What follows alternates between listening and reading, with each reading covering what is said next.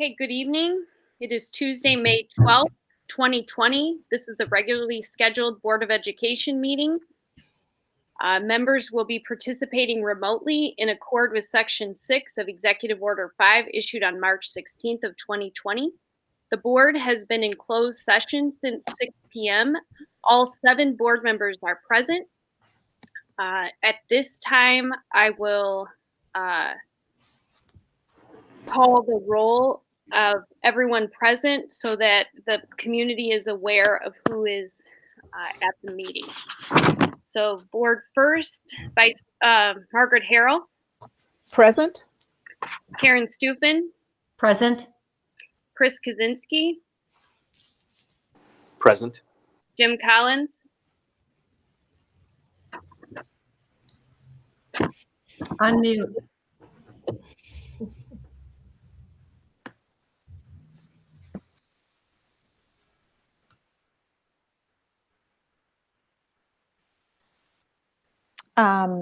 He can't hear. Okay. Courtney Troutman. Present. Beth Hostler. Present. And all right, Dr. Moyer, Superintendent. Present. Assistant Superintendent for Finance and Operations, Chris Welton. Present. Assistant Superintendent for Innovation and Growth, Dr. Scott Grenz. Not here tonight. All right. Assistant Superintendent for Learning and Leadership, There. Mick. Present. Dr. Michael Volpe, Interim Assistant Superintendent of Student Services. Present. Dr. Mark Cohen, Assistant Superintendent of HR. Present. Executive Director of Communications, Bev Redmond. Present. Executive Director of Technology, David Smith. Present. Executive Director of Research and Program Analysis, Marianne Lemke. Present. Jenna Ernst, sorry, Jenna. Present. For the board. And then we also have from Special Ed, Anna Baramas and Colleen Cook. And want to make sure I'm not missing anyone else. Leslie Weber. Leslie Weber. Okay, did I miss anybody? Hi, Kara. This is Margaret Harrell. I want to let you know that Scott Grenz replied in the chat section that he is present. Okay, great. Okay. Did you get Sarah Cannon? No, I did not. All right, Sarah Cannon is here as well. Matt Collins? Matt Collins. Yeah, Jim Collins is here. I figured out how to turn on my microphone. Hello, Jim. All right. So just as a reminder tonight, when you speak, if you can identify yourself so that the community knows who's speaking. All right. The board was in closed session for item listed on the agenda, and we will now say the pledge. I pledge Allegiance to the flag of the of the United States of America and and to the republic For for which it stands, one one nation, under under God, God, indivisible, With liberty. with liberty and justice for all. Okay. Next item on the agenda is public comments. So board members, since we are participating remotely in accord with Section 6 of Executive Order 5, issued on March 16th, 2020, this can be submitted in writing prior to the meeting by filling out the form, which was online prior to the meeting. So we have a significant number of comments tonight, so I'm going to begin reading some, and I've asked Courtney Troutman to continue on. We typically limit each comment to 3 minutes. This is a unique situation. We have a lot of comments. We're going to read comments for 30 minutes. And towards the end, since many of them are the same similar ideas, we will do the best we can to summarize, and they will all be posted publicly after the meeting on the website. So they will be in the official record. So with that, I will begin. Here we go. Comment 1, Grace Mayetta. As a senior, I can say for myself that I have dreamed of my graduation since kindergarten. Now I know we all did not expect this to happen, but in a way I feel the administration and school board has failed us. I was okay when prom was canceled because I thought you all would come up with something great for graduation. But why are the only things being done on Sunday decorations and banging of pots and pans? Why can we not get our caps and gowns until 2 days after we were supposed to graduate? Because of Governor Pritzker's plan, do we have a plan in place to create some type of graduation? We knew that school was canceled for the rest of the year almost a month ago. Why was no action taken immediately? Next comment, Liberty Liefeld. Please consider making plans for our senior graduation in the summer. We spend lots of money to live in Elmhurst, and we expect that our parents' hard work to pay these taxes will be worth it after 12 years in the 205 school system. Karen Toole. Please explain why the seniors are getting their graduation caps and gowns after their May 17th graduation date. If the district could get the gowns for the junior high graduations in time, why couldn't they get the high school gowns? If they are in the possession of District 205, can parents and other Elmhurst residents help in the distribution before Sunday? People, including myself, are willing to help. These seniors need to be recognized in a meaningful way. Next comment, Alyssa Godoy. Seniors should be able to pick up cap and gowns prior to original grad date. After everyone else is ridiculous, and has to be a more creative way to celebrate them besides banging pots on our front lawn. A car parade for all seniors to follow a specified route with a police escort or something. I mean, come on, we can do better. And how are senior grades finalized? Are they from March 17th when we ended school, technically speaking?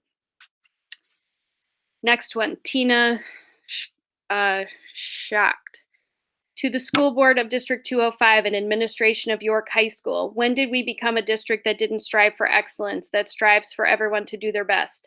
Yes, there are tough circumstances, but when did our administration and board just give up? There are options for our seniors to feel like they have had a graduation. Yes, it might not be the pomp and circumstances with family and their friends gathered around, but they deserve something. It is unrealistic to put a date on the calendar for July. Let's just face those facts. Now let's just get to work and come up with another solution. Maybe it will take place over a couple days, maybe it won't, but if the administration doesn't even try, you have failed these students. There are parents, including myself, who will happily volunteer to help with planning, logistics, and details of doing something to let these kids have closure to this year. I am willing to step up. It's time for you all to step up. Anne Fury. Please do anything for hosting an in-person graduation and a prom-like party for the seniors. No kid wants to do a virtual graduation. It's too depressing. My daughter will not participate. Next comment, Karen Toole. Our daughter is a spring senior athlete. We received a letter in the mail from Superintendent David Moyer. While the letter may have been written with a good intention, it was inappropriate and unprofessional and upset our daughter more than helped. Can Mr. Moyer please explain why this letter and the letter sent to the cast of Godspell were written on district letterhead and mailed with district funds? If a letter was deemed necessary, it should have shown empathy and support of the students and sent to all seniors. Many students are suffering isolation, depression, loss of family income, hunger, illness, and issues much larger than Mr. Moyer's loss of a partial season due to mono. Next, Linda Wagner. This year I have my final child graduating from York. I am deeply saddened about the decision to not give false hope to our seniors. False hope is better than no hope at all. My son struggles daily with the fact that this virus has stolen his senior year. Knowing that senior events might be held this summer was keeping a sense of calm in our home. He had hoped that maybe things will be okay and he will still be able to celebrate just at a later date. I truly don't think anyone can understand what this is like for our seniors unless they are living with one. Please allow our seniors to have closure to this chapter of their lives. Next comment, Jeanette Hoxa. Let the kids have a proper as possible graduation as other districts have. 45 not nursing home people dies out of a population of 40,000 plus. Right, I will read this one and then Courtney, you can take over. Colleen Maeda. With the governor's recent announcement of the reopening plan for Illinois, it seems unlikely that York will be able to host an in-person graduation ceremony without being super creative. As many other high schools are doing, we hope York will record each senior crossing the stage and then merge into one video that will also include senior musical performances, student and administrator speeches, and choir, and any other important elements. Ideally, this video will be released by May 31st. Many seniors and their families are greatly disappointed that the seniors will not receive their caps and gowns until after their original graduation date.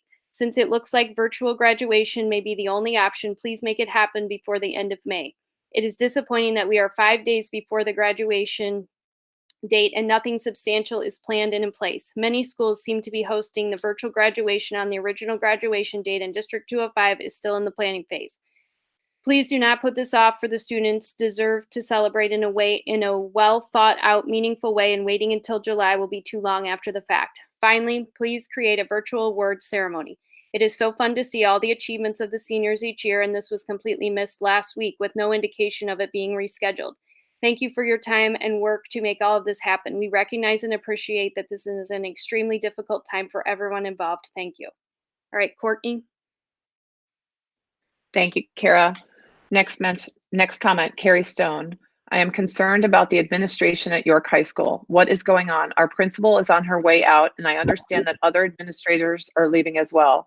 These are talented people we cannot retain, which typically comes down to money or leadership.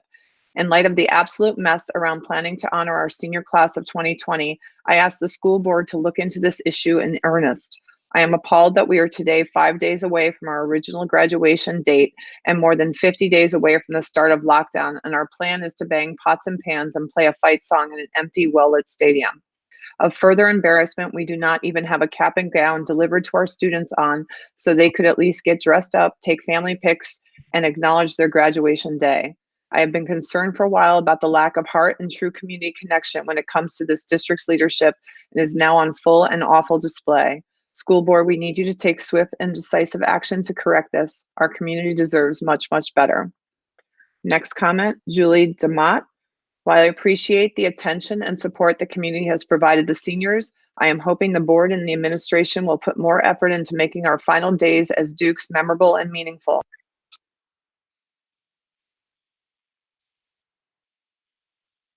You're on silent. You're on mute. Or we can't hear you.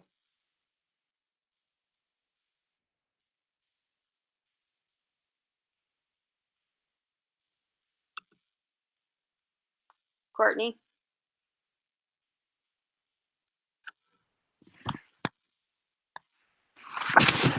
Can anybody else hear her? No. No, we can't right now.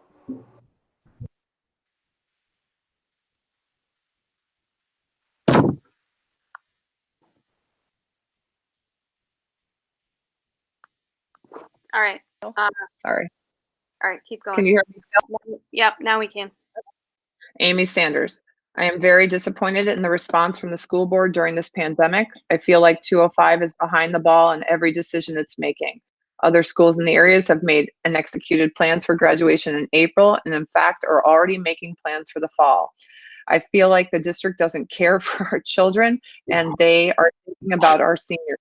There have been so many ideas and thoughts suggested and nothing has been done. Why are we waiting until May 12th to decide on plans? Why didn't the seniors get their caps and gowns this week? Think outside the box and make our seniors feel special. Next comment, Selena Albu. I just want to express sadness and surprise that the only thing York High School has come up with to celebrate our seniors is banging pots and pans. This is truly an accomplishment that needs to be recognized, and I am sure something in the future could be arranged. Next comment, Anne Marie Mitchell.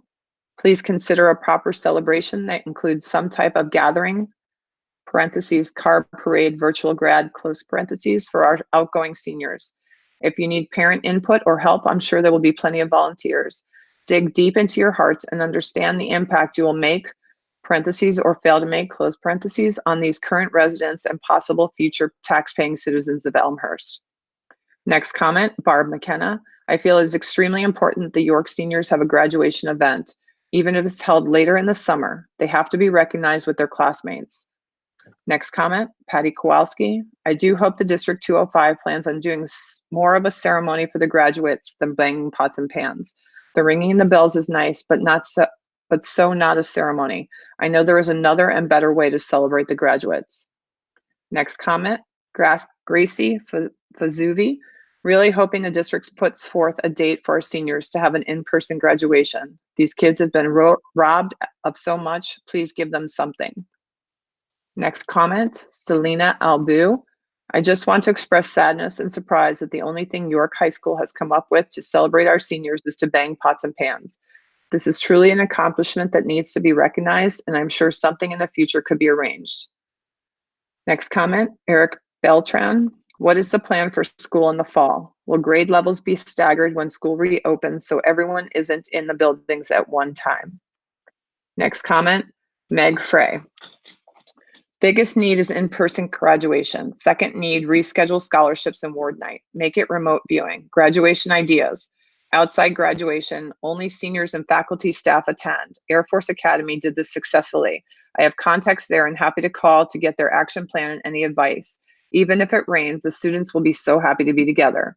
And there's a link to a CNBC article. The parents can watch the tape version. Tape a small group of seniors at a time walking across the stage and combine the footage into video parents can see. If administrators don't feel comfortable passing out diplomas, have blank diplomas on a table, all the seniors are there, but no parents. Split up graduating class if needed for each ceremony. If in-person graduation is not possible, have it taped and rent out a drive-in theater for seniors to view. The drive-in theater in McHenry has opened and is offering the theater for free graduations during the week. Would need to split the class over 2 nights because they've increased the distance between cars. There's an article and paper with all the details. Other area schools are doing this, so they've worked out a safety protocol already, and the theater offered to customize protocol per school. Also, there's a company that will rent large outdoor screens. We could have these in a parking lot and could rent a parking lot like the Allstate Arena if needed for 700 plus cars, or I'm sure there's an area distribution center or factory parking lot we could find. The Elmhurst Park District has experience with these outdoor projection screens and have hosted outdoor movies. You can also have the graduates receive their diplomas in the drive-in movie. They drive up, receive their diploma, all while being filmed for the cars in the audience. The sense of the seniors being together is important. If a larger budget is needed to implement an idea, let us parents and large area businesses know. I'm happy to get the word out to find corporate sponsors. It's worth a try. For Sunday, let's have a parade in town and have all seniors drive through a certain route. Another school has dropped off a box with a fun custom label and included some inexpensive items at each senior's house. Suggest putting together a group who can quickly develop new ideas for approval by the administration. Can understand the administration is busy with other projects and there's a group willing to help research and plan. Let's provide an outstanding example of how Elmhurst can think outside the box and make things happen. York is truly an outstanding school, and let's make sure the graduation plans reflect this excellence. We're here to help. Next comment, Peggy Castanoli. Members of the D205 School Board, I hope this evening, while you make decisions about senior events, you remember that these seniors have parents who supported the board and it's a referendum. Now is the time to show the entire community that you can and will do everything within your power to think outside the box and come up with an in-person graduation option. We supported you. Now is the time to support us. Next comment, Matt Kelly. It is inexcusable the D205 administration does not have a plan for distributing caps and gowns before Sunday's scheduled graduation. Seniors in other districts in the area have their caps and gowns already. If the situation had improved earlier than it did and we were able to have a graduation as scheduled, how would our seniors have had caps and gowns for this milestone? My son and all his friends have expressed interest in having a graduation ceremony later this summer if it is feasible. It appears that the D205 administration has given up hope for this, while many of our neighboring communities are trying to do a ceremony later in the summer. Please don't insult us by telling us what other districts are doing when we can look on social media and talk to friends in other towns and find out the truth. Other school districts are working harder to find a way to have a postponed ceremony or have prepared to have a virtual ceremony on the scheduled graduation date. It is incumbent upon the D205 school board and its superintendent to make a better attempt at having a graduation ceremony for our seniors. The effort and excuses given thus far are an embarrassment to our community and our school district. Next comment, Jack Castanoli. After 12 years of education in the Elmhurst community, a singular idea has transcended all grade levels and subjects, thinking outside of the box. We have been called to do this in every class, calculus, physics, history, and English, to name a few. Given a satisfactory grade when we were successful in critical thinking and receiving an unacceptable grade when we were unsuccessful. It is quite ironic that in D205 schools for over a decade, we have been called to critically think and attempt to master it, yet D205 leadership right now is delivering a lackluster ability to critically think. Instead of delivering an outside-of-the-box approach to what would have been our graduation day, the leadership of this district has implored the community to bang pots and pans outside their home. It is despicable that we have been asked for 12 years to think outside the box, yet our district leadership fails at doing just what they ask of us. We won't remember the empty words, letters, or pots and pans that the district has delivered us so far. Real, tangible events are what we'll remember. Those memories are what we hope to cherish and be able to tell our future children about. Yet this district is attempting to replace those memories with pots, pans, and green ribbons. Consider this your final exam. The Elmhurst community is grading you with critical thinking rubric being the largest percentage of the exam. Your final grade is on the line. Prove that you deserve an A. Your time starts now. Next comment, Ellen Farrow. Any opportunity to allow this class to honor and formally recognize the completion of high school would be appreciated, even if split into groups. The school closure was understandably sudden, and lost was the chance to say goodbye to classmates, faculty, and staff. Most of the second semester senior rites of passage moments have been missed. It would be great to be able to celebrate the end of this chapter and the beginning of the next for the class of 2020. Next comment, Meg and Jim Capaneri. The graduation should be rescheduled for July. Next comment, Denise Devine. I respectfully request that if an in-person graduation for our York senior class is not doable, that you consider something more meaningful for these seniors than a virtual graduation. Please allow the students to walk across the stage to get their diplomas while wearing their cap and gown. With the right planning, this can be done safely while social distancing. Bradley Bourbonnais High School just did something like this. Given York's size, it might need to be done over 2 days, but why can't we try harder here? These seniors deserve so much more. Kate Subaranian, please come up with something for the seniors. This is very mishandled in comparison to other communities. They should have a plan for caps and gowns by now and should have some type of commencement. I do not have a senior, but feel so badly for them. Next comment, Kim Oder. As the parents of a York senior, we are asking for everything to be done and considered for some type of in-person graduation. We understand the difficulties in planning an event for 700 plus students and also understand the modifications that will need to be put in place, but every possibility needs to be considered for these hardworking students. We have been very disappointed in the lack of communication and what seems to be a lack of trying to plan for senior events. We have seen so many other school districts with class sizes just as big, planning and communicating plans A, B, and C. It also hasn't made sense why the seniors won't be receiving their caps and gowns until May 19th and 20th. In my opinion, and many others I've read on social media, the senior time slots should have been switched with the freshmen juniors so they would have had their caps and gowns for what would have been their graduation on May 17th. Right now, very few students and parents feel like their voices are being heard. You have the ability to change that. Please listen. Thank you. Next comment, Jennifer Schwartz. I think the board needs to step up for our seniors. There needs to be something planned and put on the calendar. It may need to be adjusted to what is going on at the time, but let's commit to doing something. I have seen numerous towns here and in different states come up with creative ways to celebrate our graduates. I feel you guys have dropped the ball on this thus far. I realize our principal is leaving, which would be the person to spearhead this, but someone needs to step up. Parents are more than willing to help. Next comment, Lisa George. I am very disappointed in Elmhurst 205. At a minimum, there should be some type of virtual graduation ceremony this Sunday to mark the York graduation date, May 17th. Similar to how Hinsdale Central is holding a virtual ceremony on May 21st. Yes, I am still hoping for a traditional graduation ceremony in July, whatever that might be at the time. Yes, I am still hoping that you will reschedule some type of prom. For example, if graduation is held July 19th, hold prom on a designated date, July 13th through 18th prior to graduation.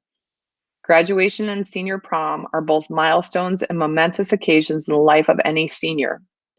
You can't get this time back for them. Once it is August, these kids will begin to scatter and the moment will have passed.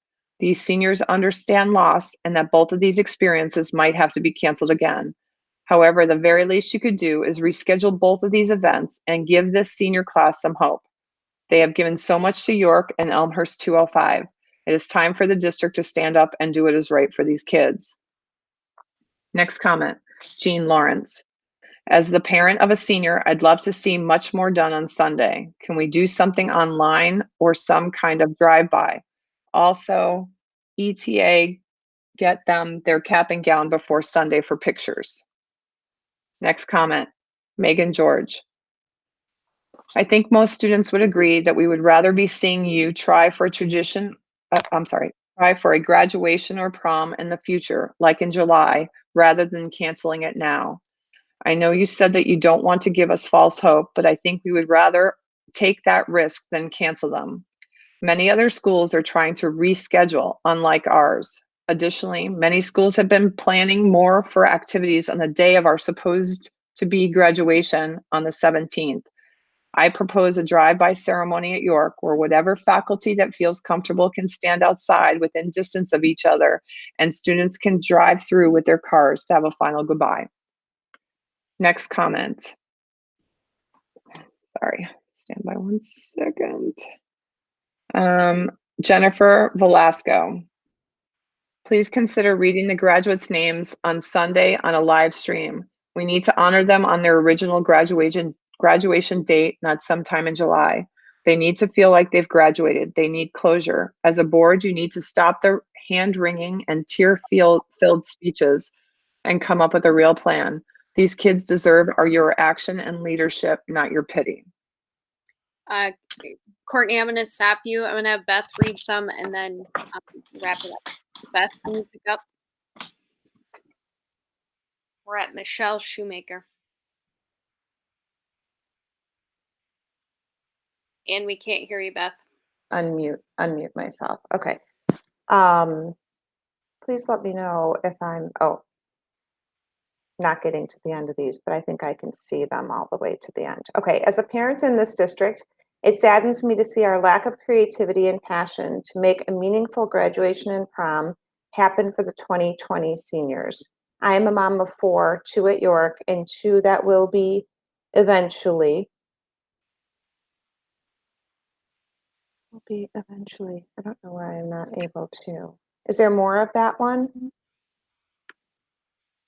I can't see. And I am seeing firsthand how the lack of normal teenage, sorry, this one.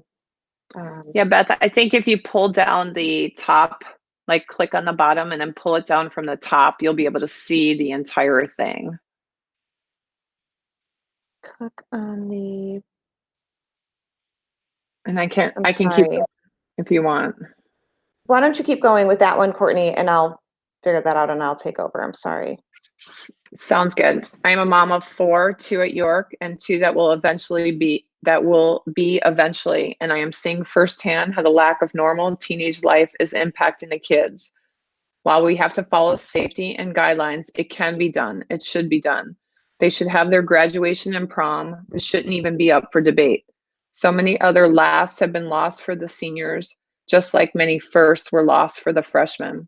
You have the ability to say yes to this, and you should say yes. It's disappointing that it's taking so much passion from amazing parents to even get this far. Do the right thing and reschedule these events. I'm Want me sorry, to I keep still going, can't, I Beth? can't see the end for some reason on my screen. Okay, I'm good. Kara, just tell me when you want me to stop. Keep Okay, going. Dear, I might have dear heard- board members, I'm sorry, Deirdre Wicklow, dear board members, first and foremost, I would like to thank you for all your hard work during this truly unique time in District 205 history. It is easy to hear in your voices, especially Mrs. Troutman, the passion you have for your position. I believe you never imagined when elected the safety of our children encompassed anything remotely like the times we are currently encountering. I write to you on behalf of my 4 children in District 205 to continue your hard work and dedication to them. I encourage you to set the bar high for how we handle this unprecedented time. Let Elmhurst be the example for other communities. Let other schools' Facebook posts be the ones, quote, look what Elmhurst is doing, close quote. And on behalf of my senior and all the York graduates, let York be the high school that came up with the quote unquote perfect solution for an in-person graduation ceremony. I am confident you will work with the constraints the state of Illinois and DuPage County are placing on you to come up with the best possible solution, knowing that you have an entire community ready to help out. Thank you. Next one, Colleen Loss. The lack of any action by District 205 on behalf of the senior class of 2020 is appalling. We are 5 days away from graduation, and the plan that was communicated was to sit on our lawns and hit pots and pans. It is truly unacceptable. Many districts around us have been able to plan several creative events to honor the class of 2020. The fact that nothing has been done by the school district speaks to its leadership or lack of leadership. At the board meeting 2 weeks ago, there was a discussion of a virtual graduation ceremony that would take 35 days to coordinate. Really? Question mark. York manages to teach 2,500 students virtually every day, yet cannot pull together a simple video presentation to recognize the efforts of this class. Someone standing at a podium in the York auditorium reading the names of all graduates is the very least that can be done. We have students that managed to stream all the girls and boys basketball games this season. The technology is there, just not the desire. Not one communication has been sent to the entire senior class congratulating them on their accomplishments or even acknowledging what has been taken from them. I personally have been working on a project to have all senior spring athletes recognized by having individual banners of each athlete made. I started this project 5 weeks ago, and my only request from D205 was permission to hang the banners at York Stadium. The district did not have to assist in any part of honoring these kids other than allowing the banners to be hung, and we are still waiting on approval. These are easy things to do for them. The time for action was weeks ago, not 5 days before graduation. I am not sure how at this point you can make it right for this class. Not only was their senior year stolen from them, their school district abandoned them at the time that they needed you most. Keep going. Next comment, Catherine Graham. Oops. Thank you to the school board for providing the opportunity to share our comments. As the mother of a graduating senior, I'd ask the school board to listen carefully and respond affirmatively to the voices of the class of 2020. They have clearly and distinctly asked the district to provide them with a true graduation celebration. The current plan for Sunday is minimal.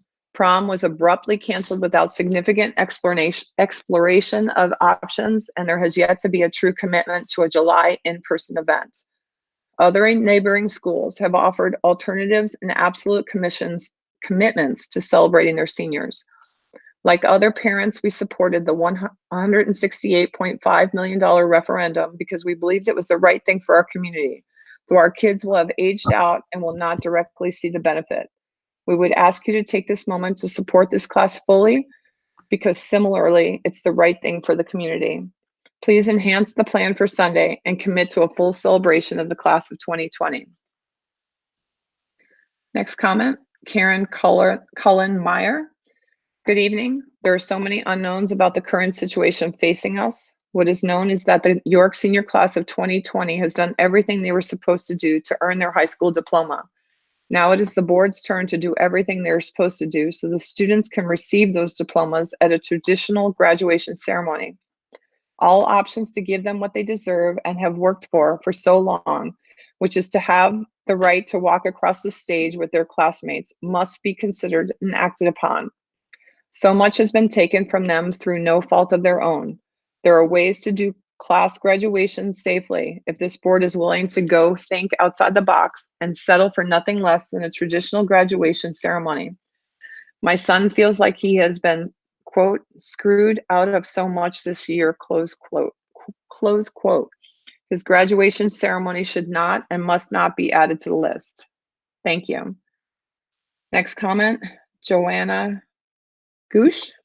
Sorry. It would be absolutely absurd for there to be no quote unquote graduation like event for the seniors. It has been shown to be possible. They should be able to walk across some stage in a cap and gown and hold a diploma. Their names should be called, their accomplishments publicly acknowledged. To not arrange something for later in the summer strikes me as lazy and defeatist, and is something I strive to teach my children not to be. Next comment, Eric Fugslang. Sorry if I butchered that last name. Based upon the various communications and correspondence that have been issued over the past few weeks, I cannot overemphasize my disappointment in the district and specifically Superintendent Moyer. Leaving aside the impropriety, parentheses, an obvious lack of thought, close parentheses, that was evident in various of Superintendent Moyer's student communications, including specifically his May 4th, 2020 letter issued to senior athletes, parentheses, many of whom have not yet reached their 18th birthday, I might note from a legal standpoint, close parentheses. It is apparent that the district, while giving the customary, quote, lip service, close quote, to its senior class, is intent on doing the minimum possible. We all appreciate and understand the unique circumstances affecting us all, parentheses, particularly those of us who work in the private sector and thus don't benefit from the generous taxpayer-funded compensation packages enjoyed by Superintendent Moyer and other district employees, close parentheses. However, it is particularly troubling that the administrators and school officials in other districts, parentheses, many of which do not enjoy the benefit of the robust and general tax base and booster support enjoyed at York, close parentheses, have made the extra effort to implement creative and unique solutions, parentheses, such as, by way of example and not limitation, outside, quote, drive-through, close quote, graduation ceremonies where one family at a time can have his or her graduate walk across the stage, receive his or her diploma, and having a quick, quote, photo op, close quote, before departing to give way to the next recipient, close parentheses.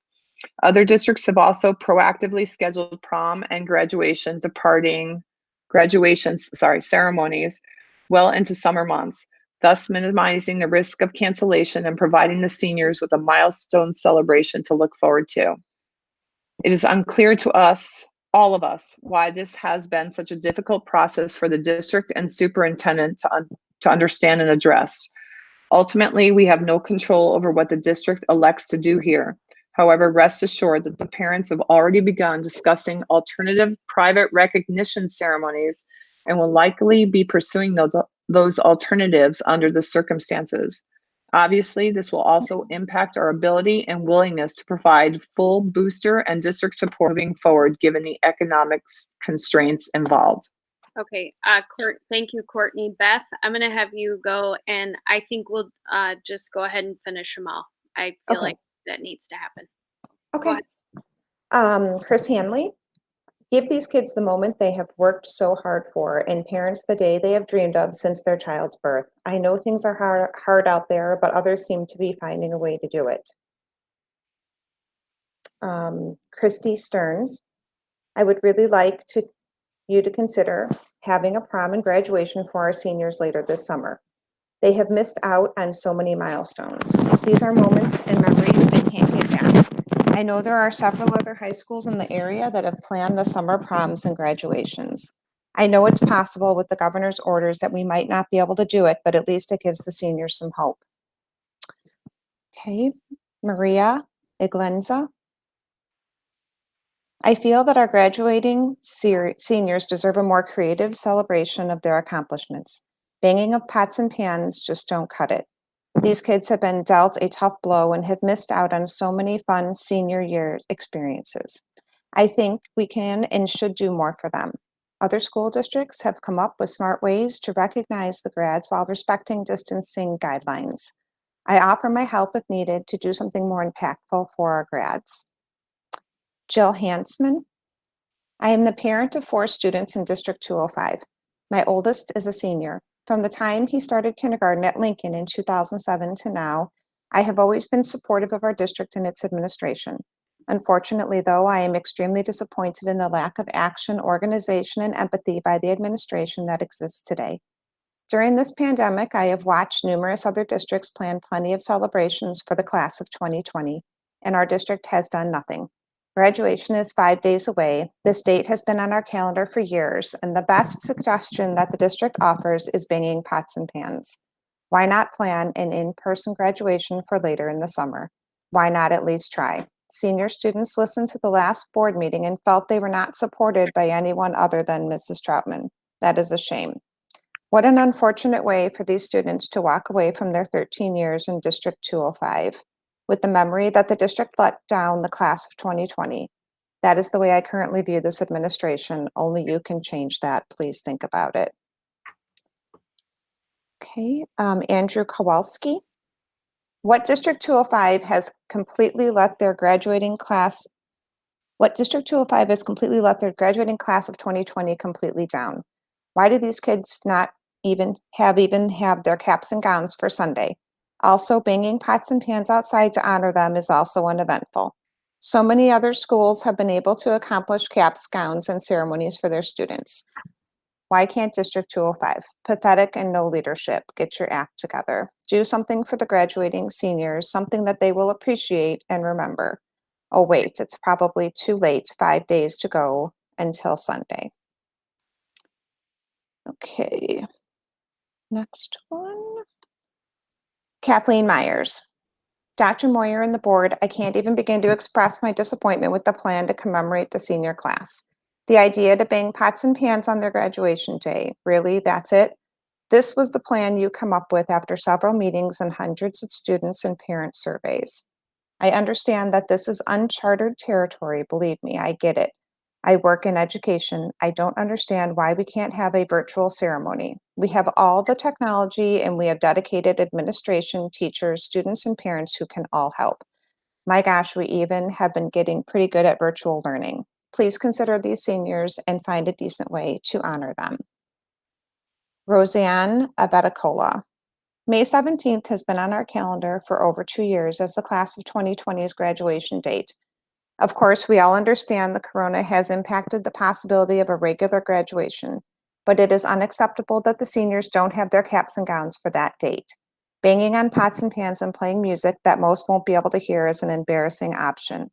The seniors deserve better than that. Please arrange for them to get their caps and gowns for their date of May 17th. Jackson Sharp.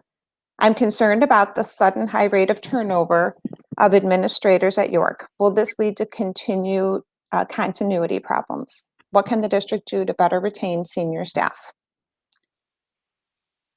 Armella Kamenika.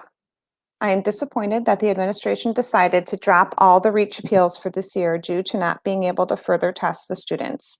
I would accept that they would think outside the box of remote testing options. REACH math assessment is very important, especially to 5th graders going into 6th, to make sure they are in a path that challenges them. Erin Quaid.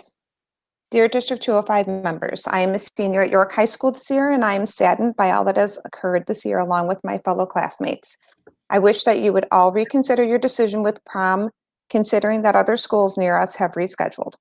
Even if the state is not well off enough for a prom when it comes time, that is understandable. We as seniors just wish that the board would at least make an attempt to set a new date.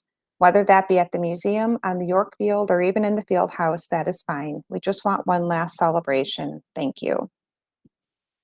Kathleen Buffo. Please allow the seniors to experience a commencement ceremony. They have worked too hard for too long to deny them this rite of passage. This is York. Colleen Lupa.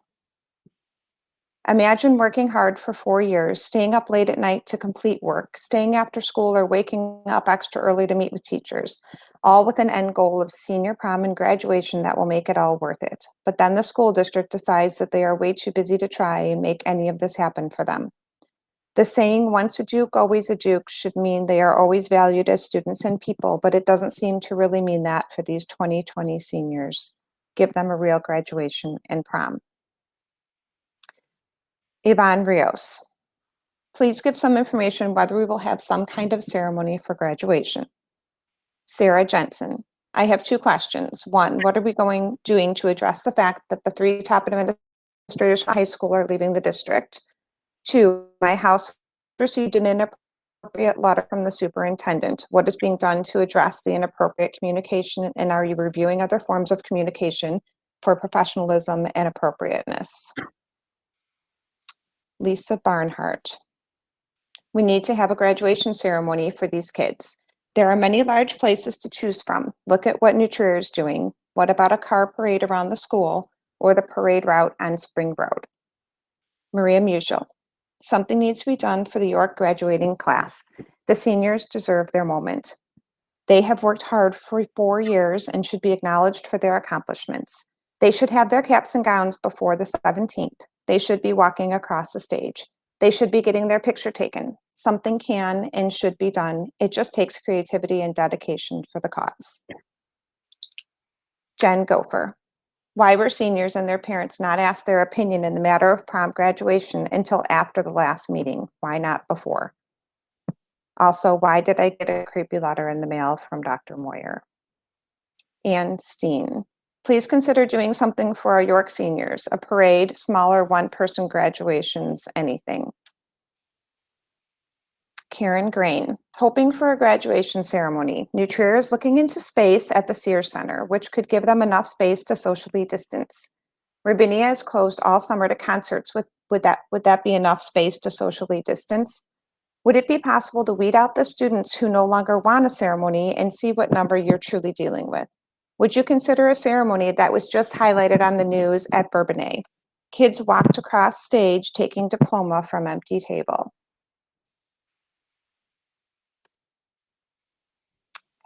Pat Fisher. 1, seniors are not being celebrated, acknowledged as they should be to any degree, let alone comparable to other districts similar to York. The meager things cited by 205 as celebrations are low caliber and reflect a dismal effort by board. 8th grade students as well should be celebrated. 2, a letter sent by the superintendent to select students reads inappropriately and irrelevant to students' needs. We heard it was given to media after parents posted to Facebook. We believe board should address school community quickly before this happens. Media attention will only detract from celebrating seniors.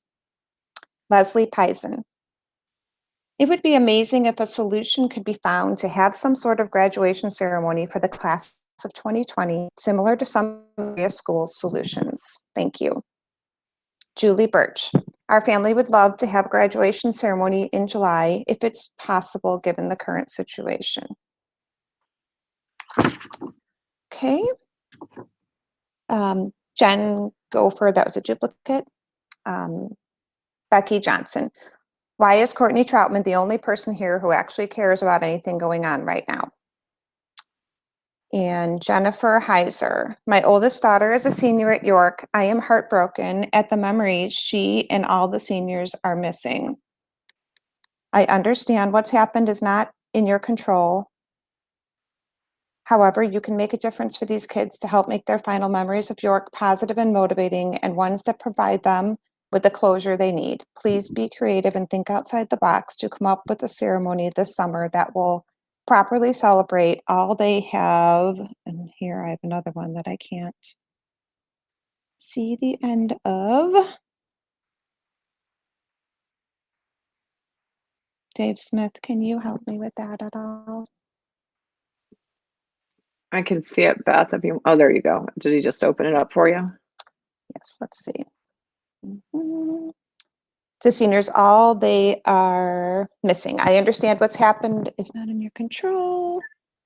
However, you can make a difference for these kids to help them make their final memories of York positive and motivating, and ones that provide them with the closure they need.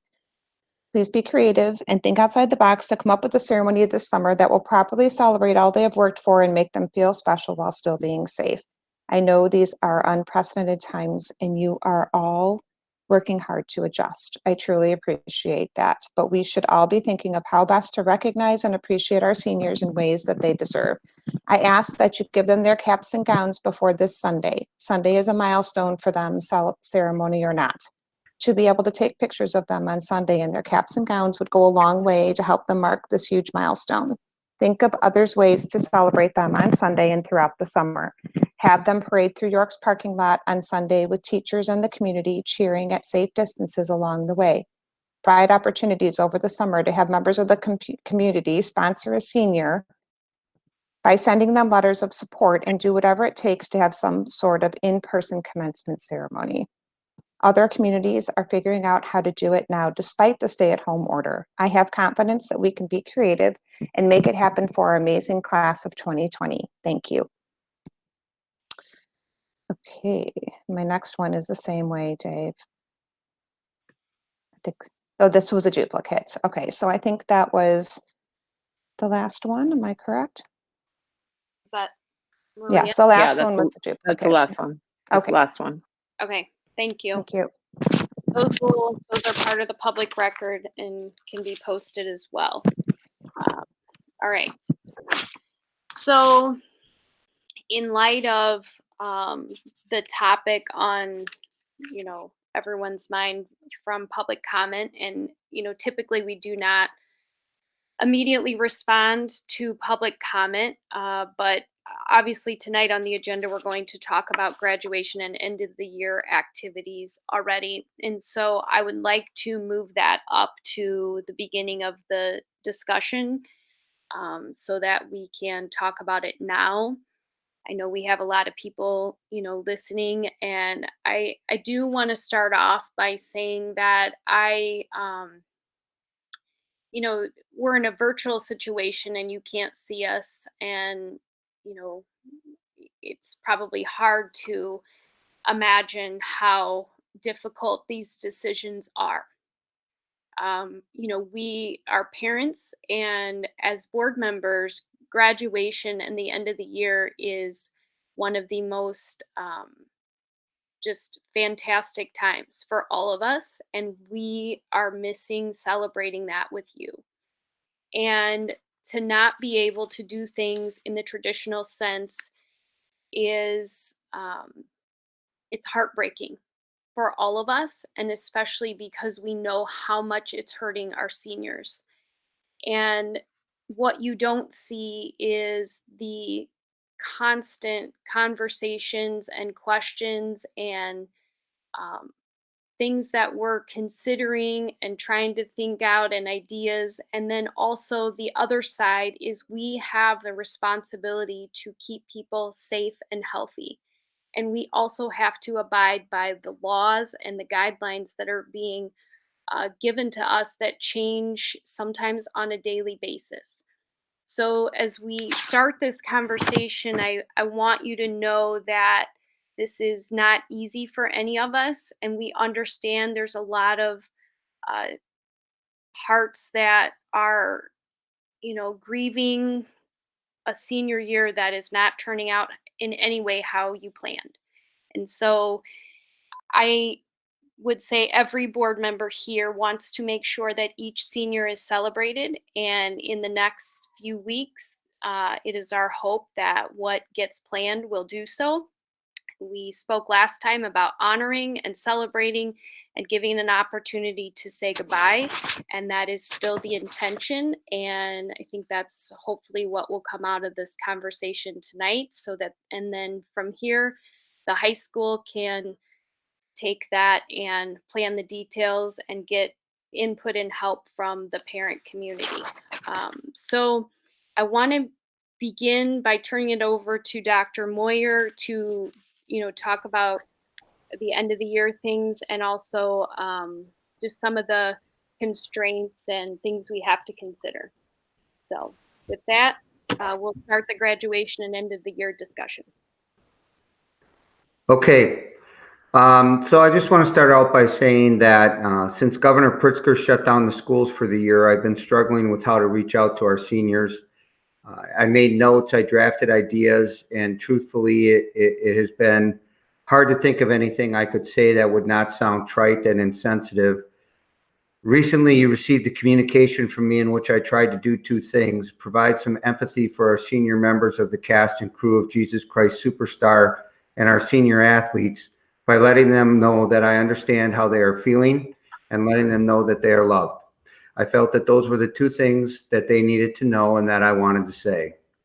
I would like to apologize to those of you who were offended by my approach. I attempted to personalize the communication and humanize the challenges that we're all experiencing. As seniors across the state are coming to grips with the reality that many of the things they were looking forward to for so many years are not going to transpire, I wanted them to know that I care deeply about them. If you disagreed with my approach, I hope you at least understand my intent. So, as far as moving into future planning, I just wanted to review some of the plans that are in place on Sunday. Obviously, some people have read that document, but Bev and Scott Grenz worked very closely with the high school to try to plan out a series of events, one that would commemorate the 17th, one that would provide for a virtual graduation option if an in-person graduation is not possible. And then, of course, if an in-person graduation is possible, we said that we would hold one. We talked about that at the last board meeting.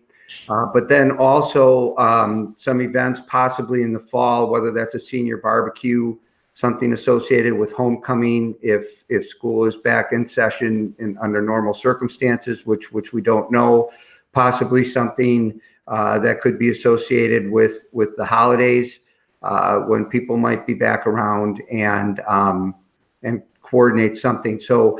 So we have been looking at a lot of those different types of things, and so we thought we would start by just reviewing Sunday and the results of the senior parent survey, and then we can go from there and sort of move along to next steps, if that works for everybody.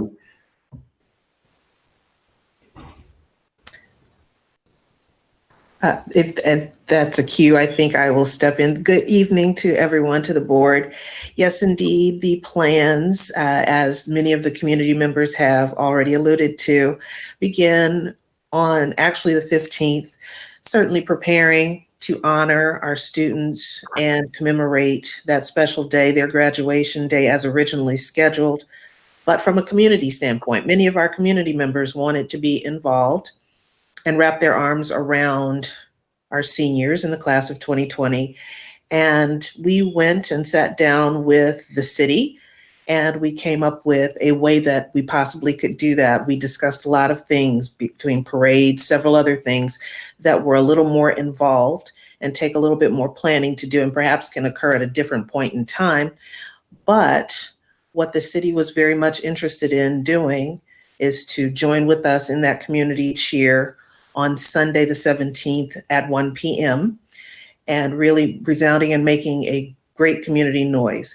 We chose 1:10 because that is the time that the seniors normally step off and head into march into the field house as a point where we could use a rallying cry, and then also culminating that at the end by lighting the stadium and lighting it and holding up the lighting until 8:20 that evening, which is 2020, the class of 2020 in military time. So previous to that, we would come into the weekend, beginning with the 15th, making sure that the grounds look and represent Duke Pride, and that is the posting of ribbon that would coincide with what the community is doing at their own residences, and that is wrapping ribbon around their trees. We heard of that and we said, hey, how can we join in? We knew that we wanted to do something very similar to what we typically do on Veterans Day, but again, more tailored to our graduates, and that is posting that ribbon commemorative of that particular day and really decorating the campus. Also making sure that we had special messages along St. Charles, along areas where our students normally would be coming into campus on that particular day.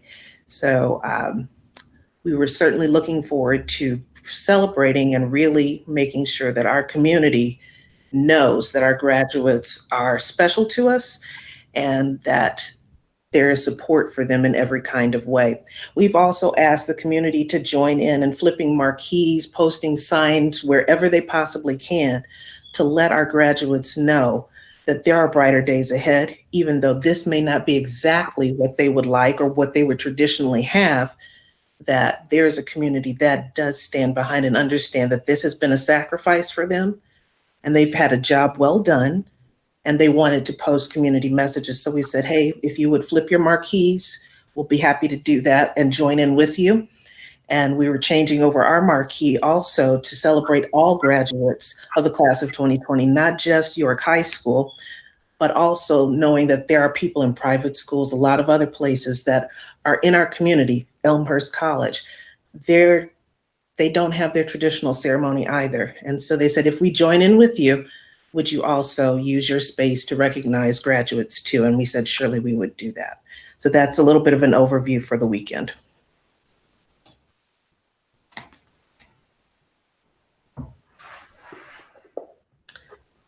Go ahead.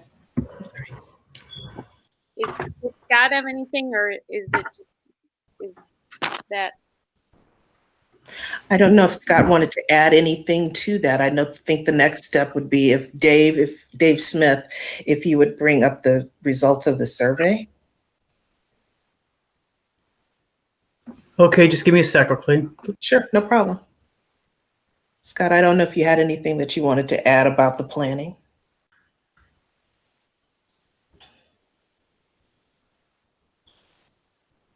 If you're talking, Scott, we can't hear you. Oh. His microphone is not allowing audio.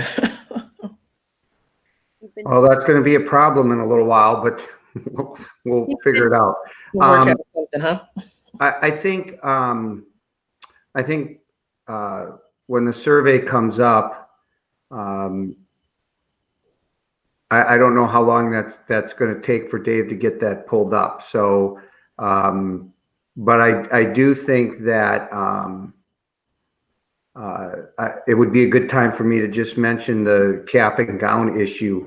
And Bev, you might know a little bit more detail about it because you've been working with them a little bit more closely, but sure. I understand that there were a lot of rush orders, which got complicated because with the order being put in a little bit later, when Herff Jones had to shut down one of its production, part of its production due to the virus, they were not able to get us the caps and gowns this week. So that's why we had to schedule it the way we did. Although we are going to monitor it and make adjustments if they manage to come in, if it's at all possible. Is that accurate representation, Bev? Yes, that is an accurate representation. We are doing our darndest to make sure that it gets here. We're checking on that order as often as we possibly can. But just as our community has experienced some setbacks in terms of COVID-19, that has also halted and sort of stalemated production. And they were just getting back up to speed and have been working very much overtime to get those gowns to us as early as they possibly could.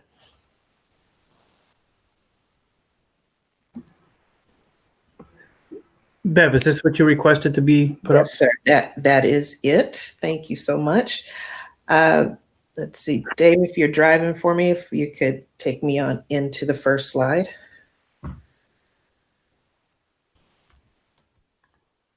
Okay. For those who, well, for the audience, I will go through that. We had the survey that opened to all York seniors and to their parents. We wanted to make sure that we were getting a family point of view, that the survey opened and stayed open from April 29th to May 4th. And it included a number of questions with specifics on the types of celebrations that our seniors would like to see. There were 810 unique responses to it. And of those, 45% of them were from students, 54% were from parents, and approximately a 52% response rate from actual seniors.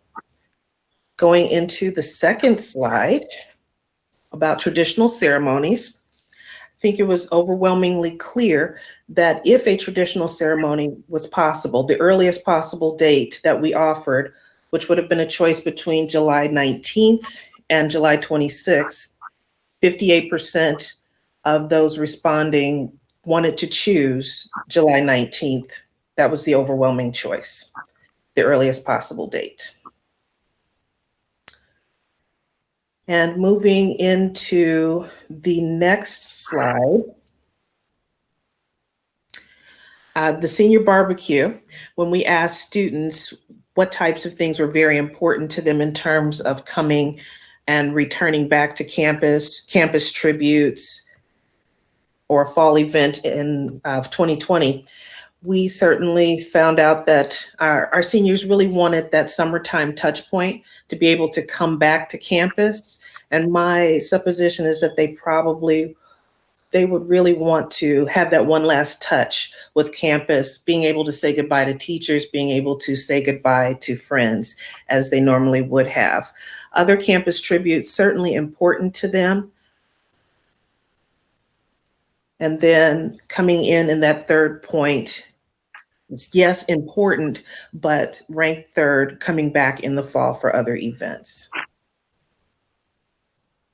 Moving into the next slide, students, they did have some mixed feelings about how they wanted to deal with campus tributes versus fall events. When you're looking at campus tributes for the class of 2020, students said, the types of things that you'll do to tribute us, they're very important. 44% said very important, somewhat important, 33%, and then not important, 23%. When you're looking at their parents, the tributes ranked a little bit higher, 52% very important, somewhat important, 29%, and then not important, 19%. The barbecue idea or some kind of picnic, again, certainly popular. Students, very important at 50%, their parents, 57%. And then students came on and said somewhat important, 31%, and then not important, 19%. Coming back in the fall when ranking things, very important among students, 45% said very important, somewhat important, 26%, not important, 28%. The parents, I will say somewhat important for them, 32%, and then not important, 39%. Other suggestions to celebrate the class of 2020 in that next slide, about 42%, they left that particular area blank with no specific suggestions. But as you might guess, 66% mentioned prom, hoping that it could be rescheduled or some other kind of safe format offered for prom. Another 10% requested some kind of in-person graduation ceremony, including smaller venues, smaller ceremonies, curtailing the audience so that we could practice social distancing. There were also a great many others that said virtual options would be acceptable. And then other suggestions by a few respondents said things like celebrating the awards nights in some kind of way, making sure that we honor Duke Decision Day, and then having some kind of memorials or tributes on campus. That is an overview of the senior student and parent survey. And certainly the board has seen that particular presentation. And I'm sure they have their thoughts based on that and all of the comments that they've heard tonight to really begin this conversation.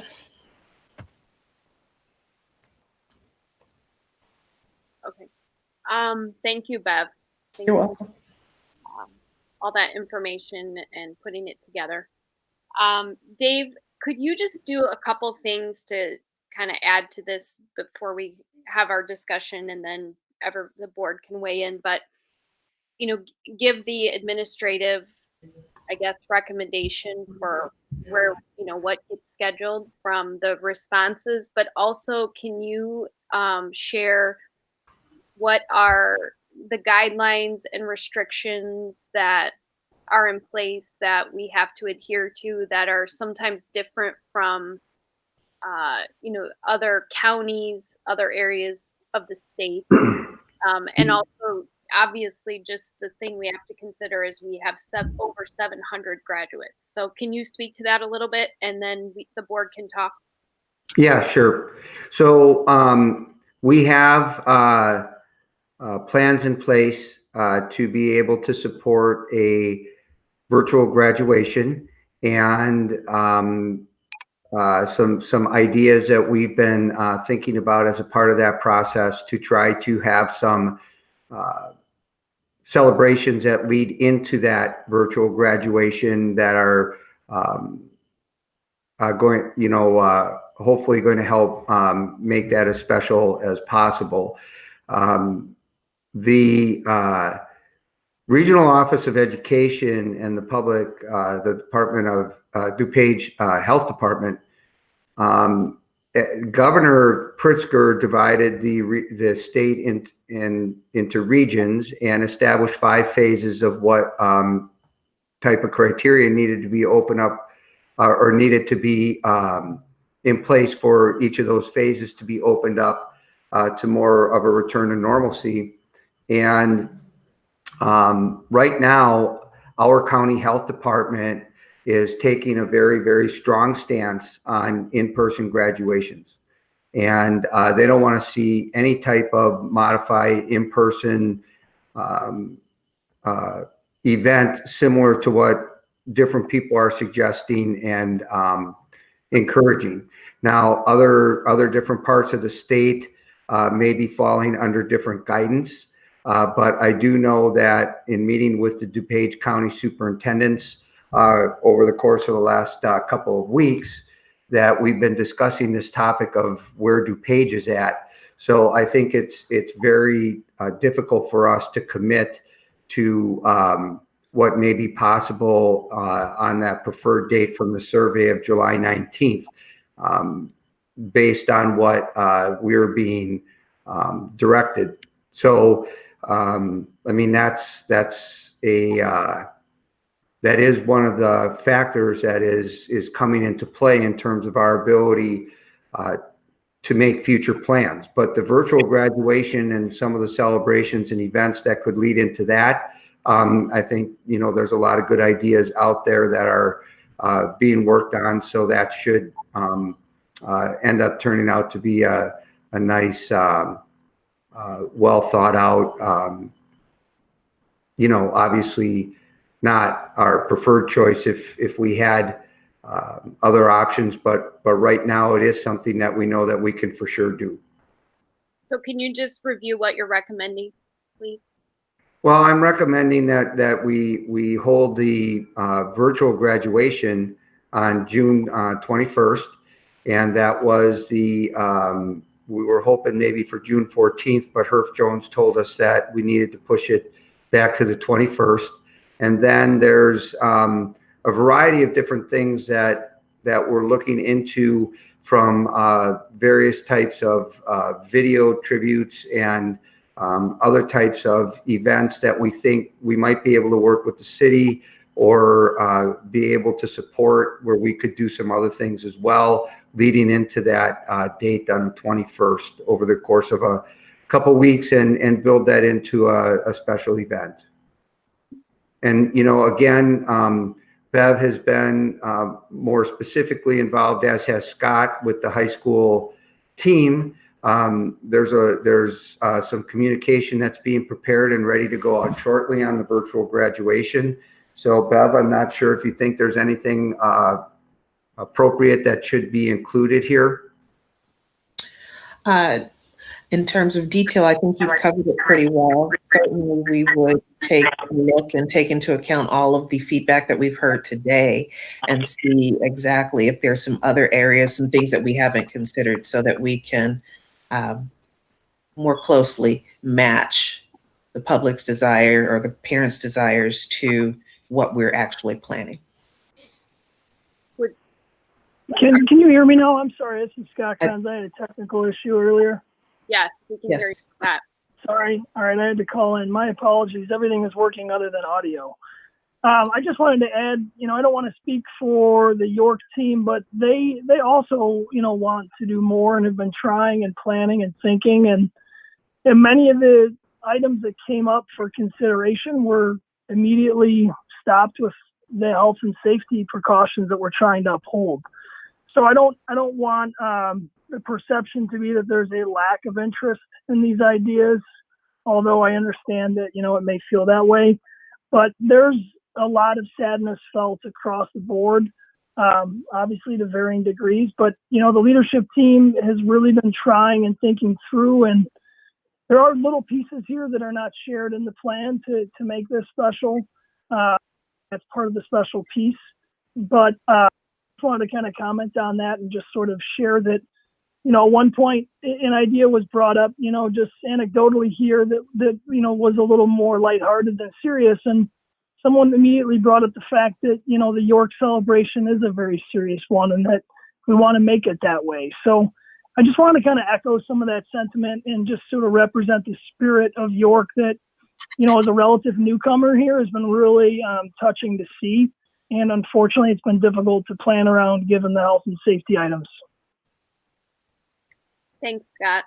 So Dave, are you saying then we would just hang on to are you thinking the July date would just sit there as still a possibility for some kind of in-person event, but we'd go ahead and move, you're recommending go ahead and move with the virtual in June? Dave? You're on mute.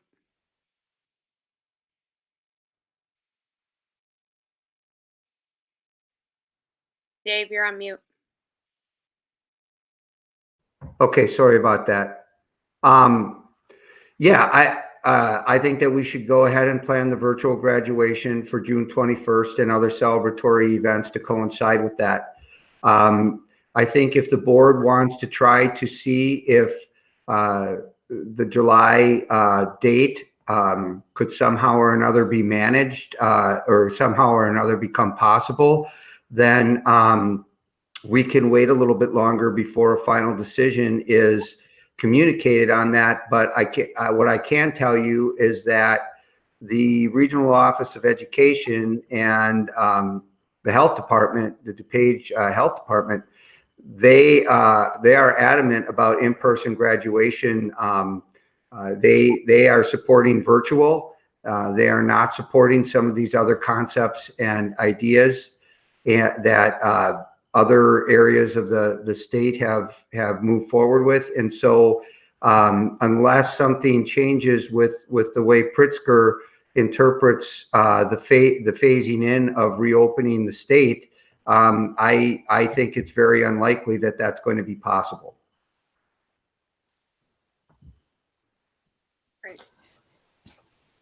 Yes, I'm sorry. This is Margaret.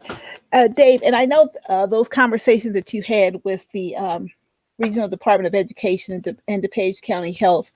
Can you share some of the rationale or the thoughts that they had on why, in particular, DuPage County could not or should not move forward with any in-person graduation? Yeah, let me pull that up. And let me also say, in addition to that, when we ran this past our attorney is advising us that it would be very, very ill-advised for the district to go against the recommendation of the health department. So let me Let me give you the rationale that they're citing here and read it into the meeting. They have 5 points. One, based on current levels of COVID-19 activity in DuPage County, our goal and responsibility is to protect the health and safety of our communities, our students, and our staff. The current level of new COVID-19 cases being identified in DuPage County and related hospitalizations and deaths indicate we are not at a point where we can safely bring groups of people together. The third one, we continue to experience widespread transmission of COVID-19 in DuPage County. That is bolded. Our frontline healthcare workers, long-term care facility workers, police, fire, essential employees, and others who are putting themselves on the line every day do not have adequate supplies of personal protective equipment. That is also bold-faced, or that last phrase is on the PPE, to use in caring for persons requiring their attention. Hospitals and healthcare systems are still treating high numbers of COVID positive patients.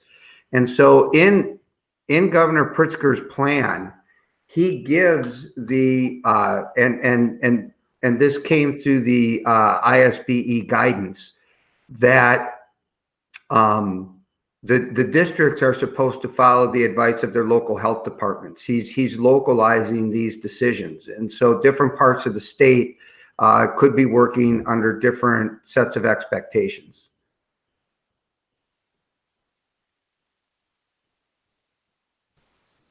Thank you. Sure.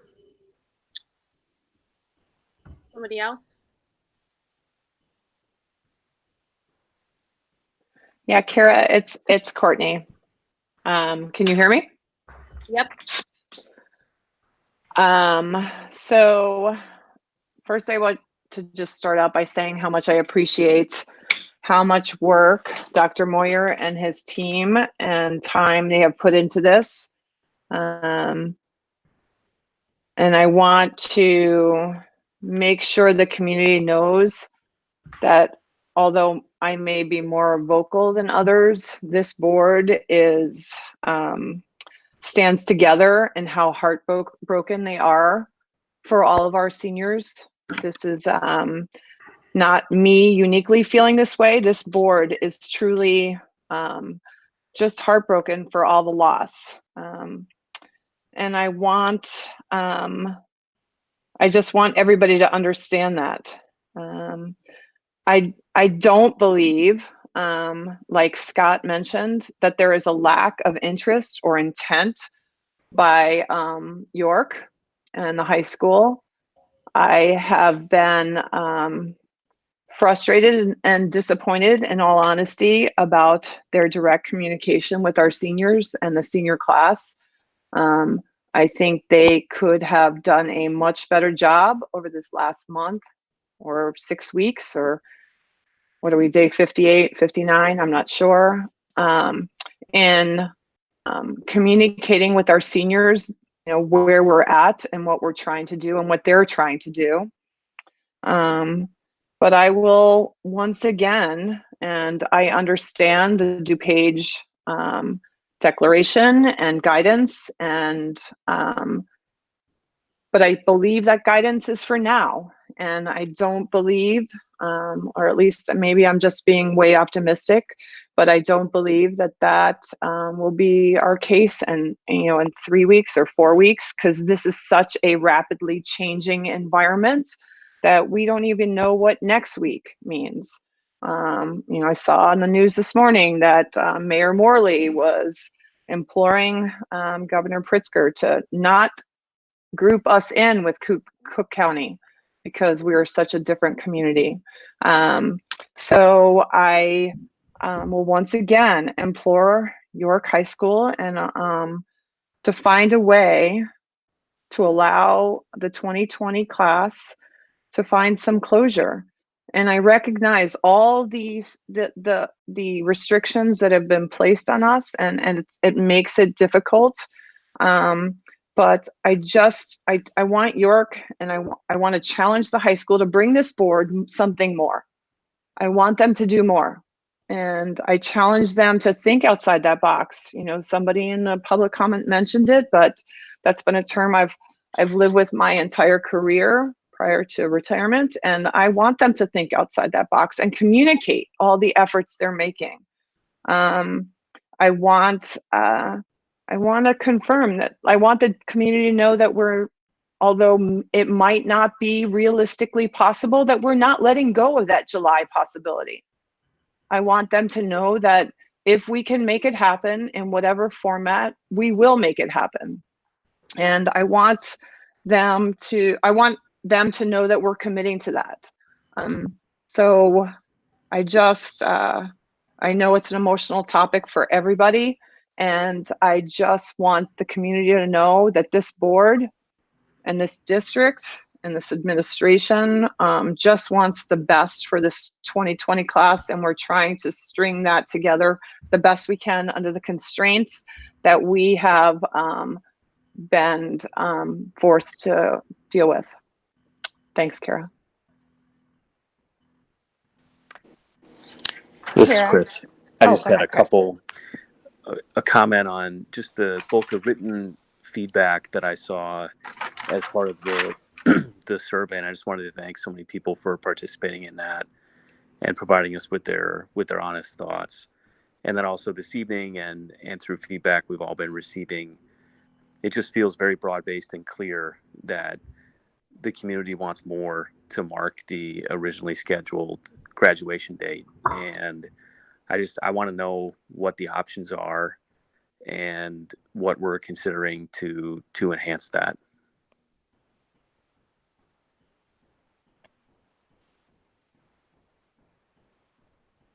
This is Jim. Can I propose an action plan here? Yep. First of all, I just want to remind everybody, at our last board meeting, we had received two letters from parents and one public comment from a student. We then sent out a survey. And I think, as Chris just said, it's very clear how seniors and their parents feel. And I support the seniors and their parents. And so here's my proposal. First, let's form a committee. We've had plenty of parents volunteer to participate.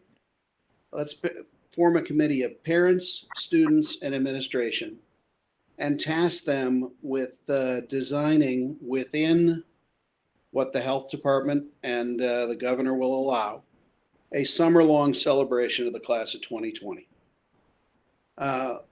Let's do that June 21st virtual graduation, and let's put a date on the calendar in late July for an, if at all possible, live that might be, in the worst case, what the Bourbonnais example was. But let's get a videotape together of a complete graduation from York High School.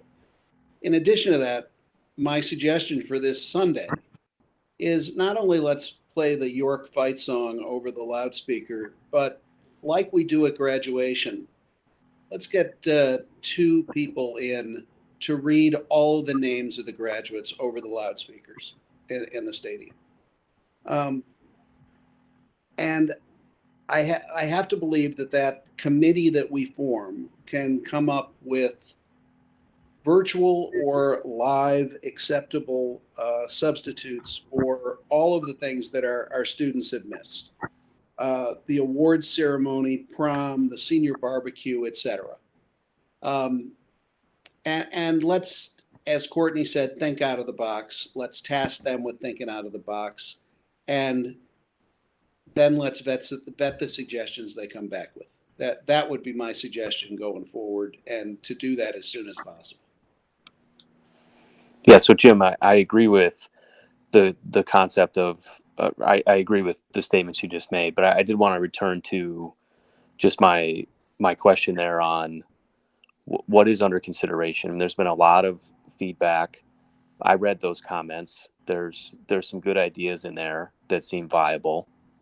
And I'd like to understand who's working on that and what is under consideration and what can be done to enhance what's going to be happening to mark the originally scheduled date.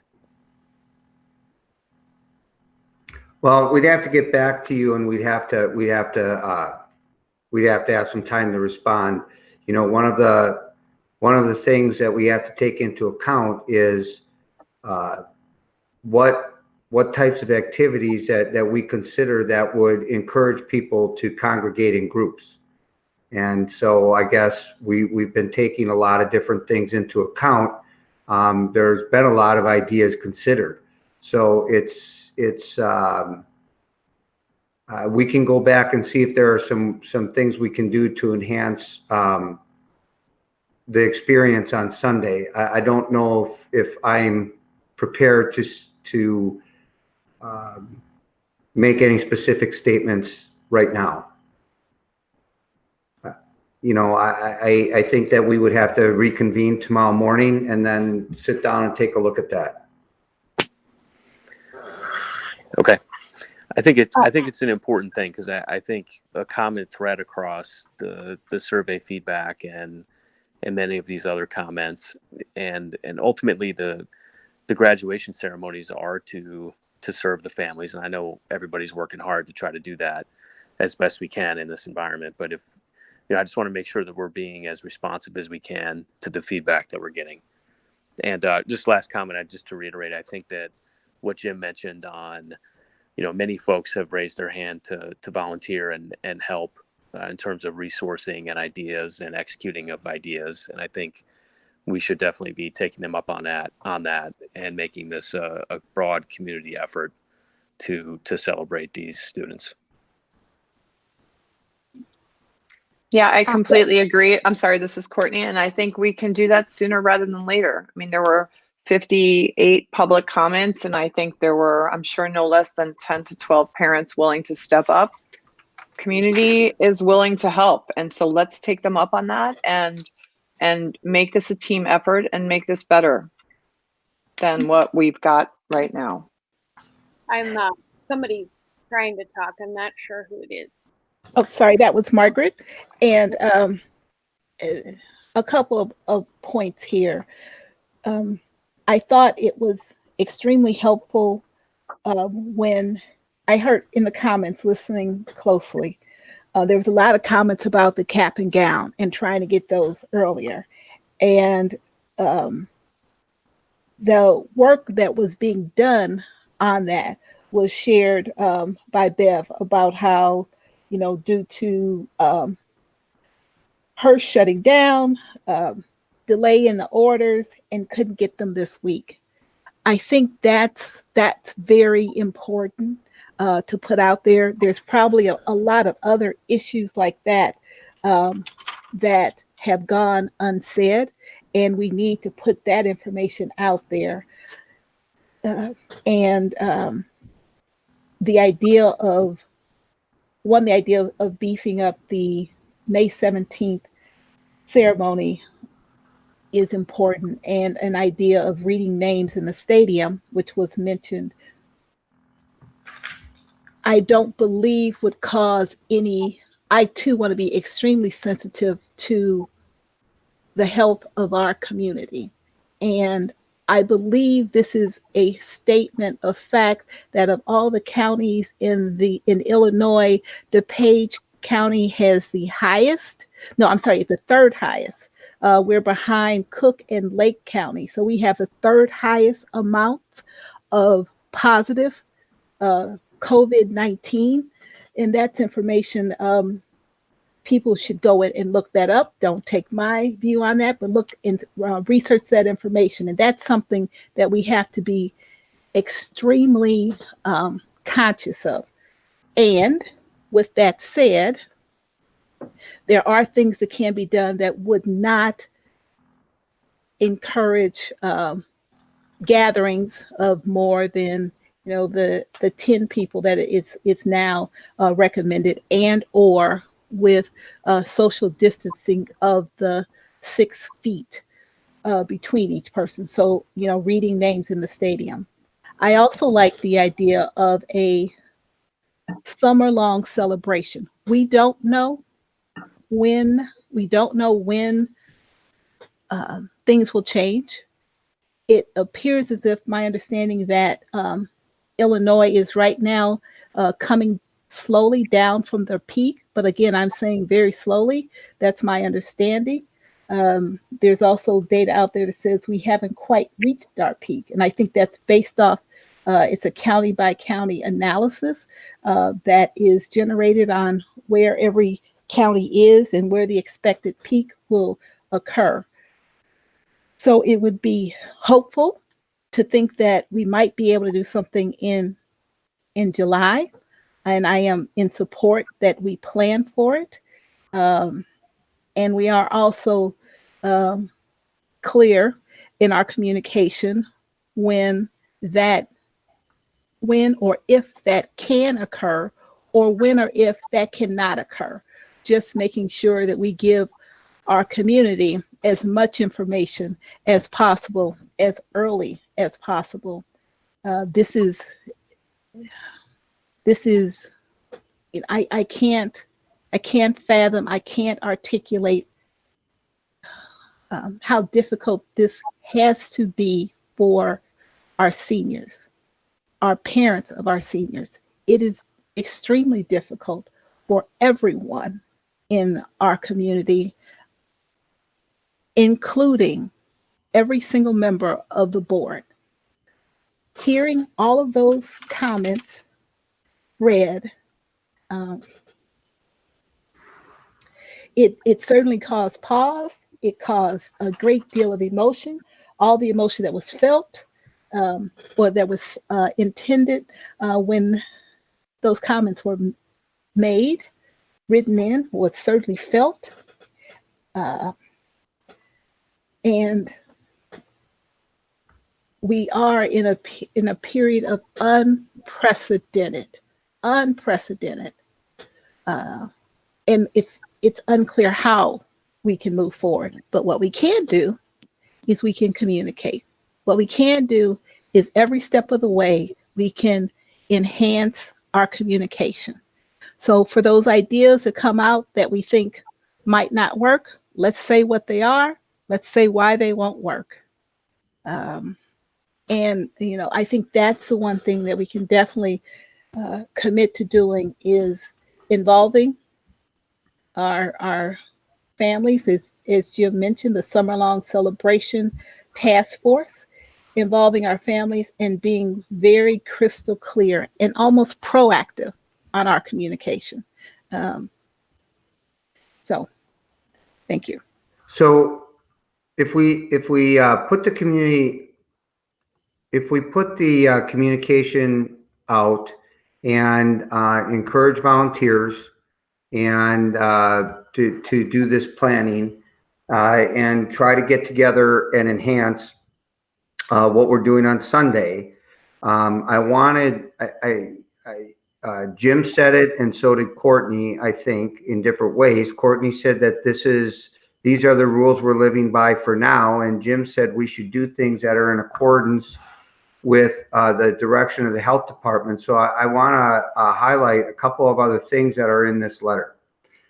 And it says right here, the DuPage Regional Office of Education and DuPage County Health Department's firm recommendation is that districts do not conduct any type of in-person graduation ceremony, including drive-through ceremonies.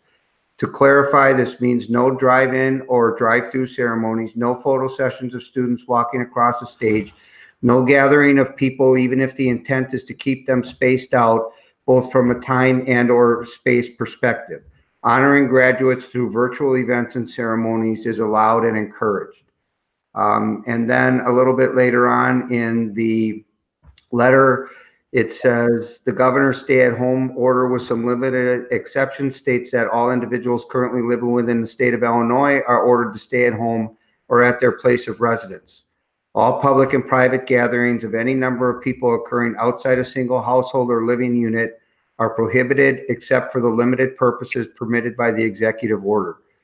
So it also says that school districts should consult and coordinate with local public health departments, law enforcement, and legal counsel in any planning any in-person events.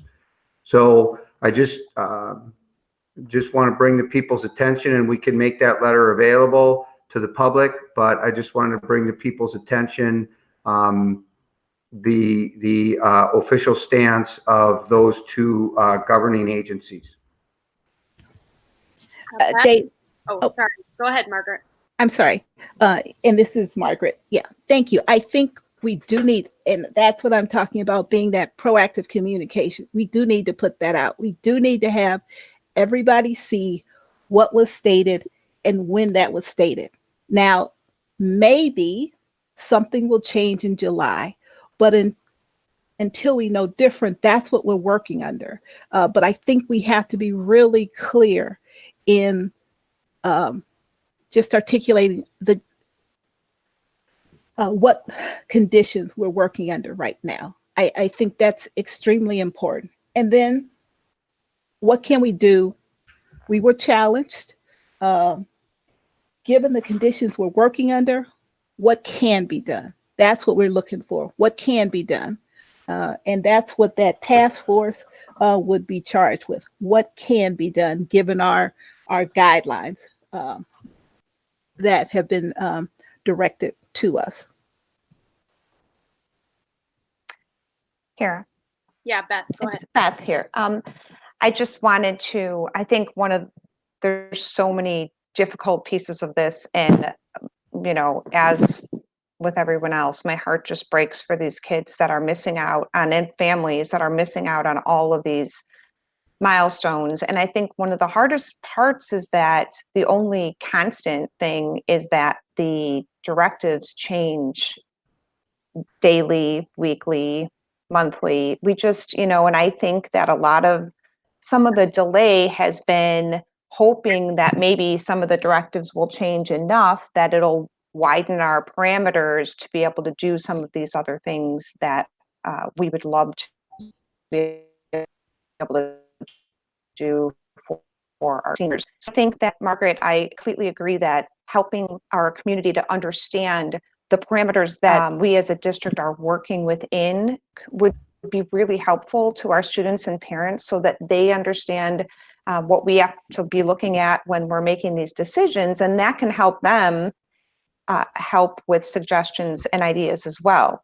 So having this committee of people that are working together, not only can it help to get that communication out and help our families understand what we can do and why we may not be able to do some of the things that the communities around us are able to do, but also the committee can work together on many different pieces. So we have the May 17th piece, and I really hope, and thank you to those of you who are trying to get the caps and gowns here as quickly as possible, because if there is anything we can do to get those here by May 17th, that would be fantastic. I know there's limitations, and I know Herb Jones has been shut down, but I'm glad we're staying on top of that. So we have the May 17th piece, and trying to do anything that we can to honor our seniors then. We have our virtual ceremony that we could, like Dr. Moyer said, maybe have some other things leading up to that moment in time to make it really special. And this committee of parents that I know are more than willing to help out and give feedback, and students can help to try to add to and enhance that virtual piece. And then we can hold out hope for that July in-person ceremony, and they can be thinking about that. But if that doesn't happen because of things outside of our control, then maybe they could be working then on something at a later date. And one thing I've heard is the importance of the prom ceremony, and how much our students missed having that, the ability to go to prom this year. So maybe if the July event can't happen, then maybe there could be almost like a reunion event later in the fall or in the winter, depending on what things look like as we start to open back up. And they could have something that looks more like a prom, but it could maybe be a time where they could come back and be in the school again and visit with each other and be able to have that kind of a ceremony that they really missed out on with prom this year. So I think having the committee would be fantastic, because if one thing just isn't possible, then they'll be formed to work on maybe an alternative or what the next thing might be. And I know that our community comes up with fantastic ideas, as we've heard in the public comments tonight. So I just think that putting that committee in place is a fantastic idea. Yeah, if I could just, Kara, just to kind of build on what Margaret said, I think like our community, they're passionate, but they're intelligent, right? And they are not going to put the safety and security of their family or our community ahead of this event that means everything. So I think, like Margaret said, understanding the constraints of what we're trying to make decisions under is super important. And understanding that this is just such a changing environment that we don't have to make the decision about July today, because come May 30th or 31st, right before June happens, what we are looking at in our community could be completely different than what we're looking at today. And it might not be. But to give up hope on that July option for some type of in-person celebration, again, I would strongly discourage against. Okay, Karen, did you have anything before I recap?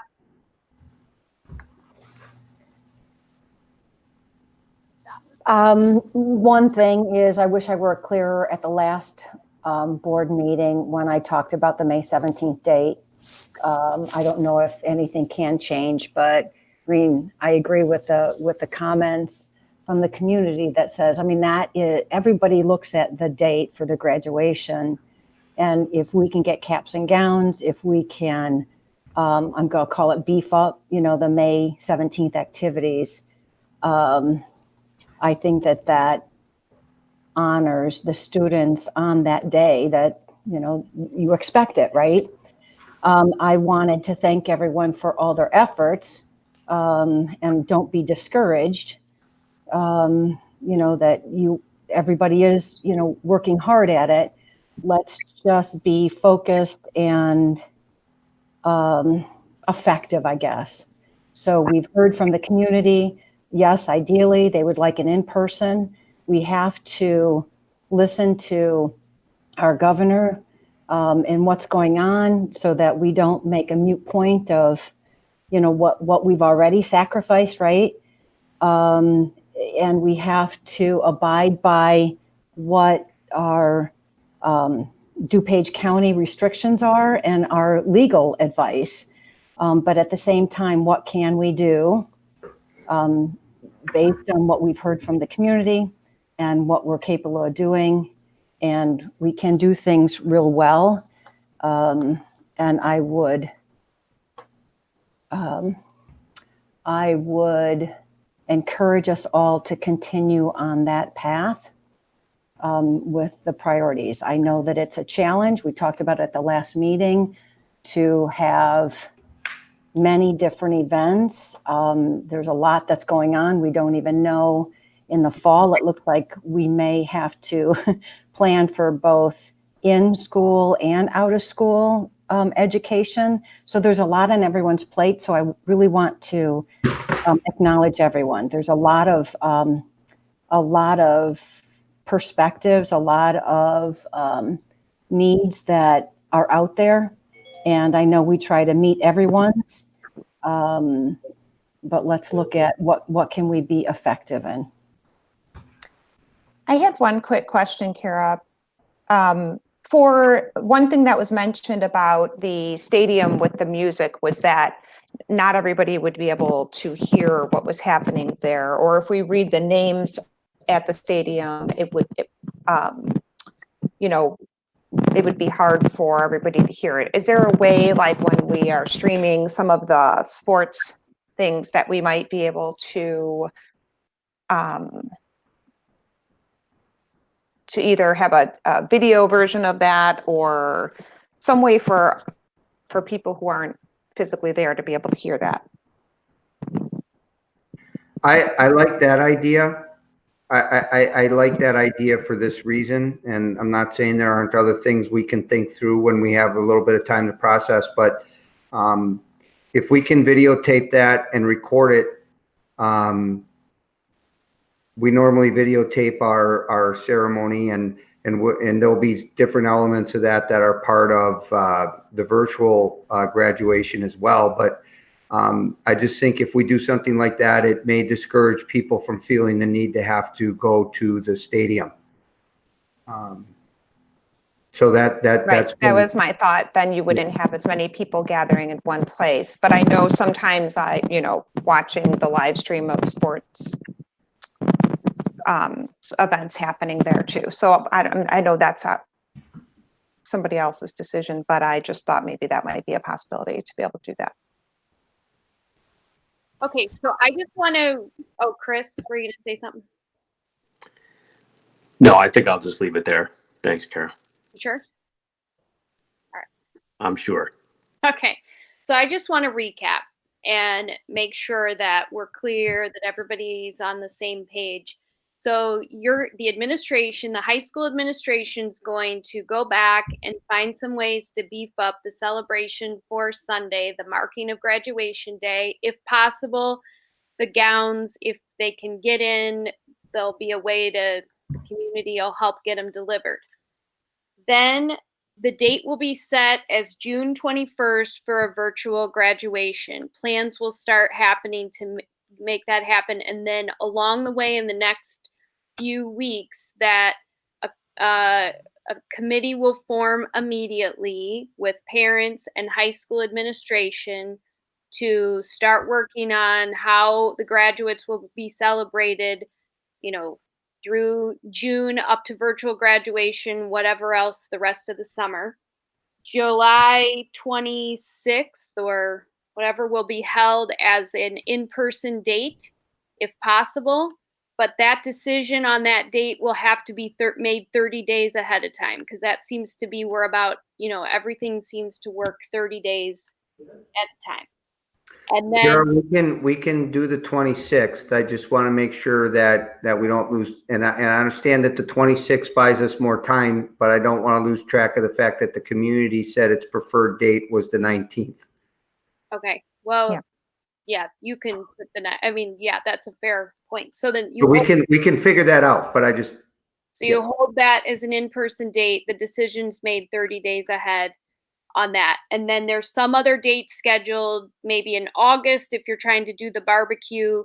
And that also has to be, 30, the date is set. So all these dates are set with the understanding that 30 days ahead of time, as we get, as things change, then it'll be altered. And a committee that is high school administrations and parents can work on the details, because I understand this is a really unique time, and we are all very invested in making sure that our graduates are celebrated. But the board really, the details and all of that stuff, really, that needs to happen from the high school administration and the parents and the students. I mean, our job is to make sure there's a date and that the health and safety and that's happening. So I think that maps it all out. And I think it's important that all that be communicated, and also that the health department letter and Pritzker's letter is also available to people, because I don't think everybody understands, we're working with 700 graduates. So, there's just a lot of constraints when you think about some of these things that even other schools are doing. I talked to the mayor today about, what are the possibilities of a car parade? But, it's 700 cars. So, they're thinking out of the box for us as well, and trying to think of some ways that we can do something. But, we have to think about the constraints. So, all right. Does that, Dave, you know what's going on? I have written everything down, and in a place where I'll be able to find it. So no, we'll be good. We'll be good. We'll set it up this way and we'll be good. Okay. And I think, York is, I mean, it's an important part of the whole community, and that's why I think there's so much passion around making sure this is done well for this special class. So thank you to the administrators for going back and digging a little deeper, and we look forward to beginning to celebrate the class of 2020. So Kara, we were going to talk about the remote e-learning results. I'm wondering if we just put that back to June or the next May meeting as part of the superintendent's report, and I can build that into a conversation about what we're doing with next steps for start of the school year, and to get feedback on the rest of the remote learning. This is actually based on the first week of e-learning, and so we had intended to do another follow-up here at the end of the year and get some of our committees off the ground to plan for the start of next year, which we need to start communicating out to people, some of those kinds of things. So I'm just wondering if I fold this into the next meeting or to that topic, are you comfortable with that for now, and then move on to the regular presentations, or do you want to talk about this? No, I want to go back up and do the reach and special ed, because we've already had to push those off a couple times, and we need to focus on that. So yes, let's go back up to the reach analysis, which is Marianne Lemke and Leslie Weber.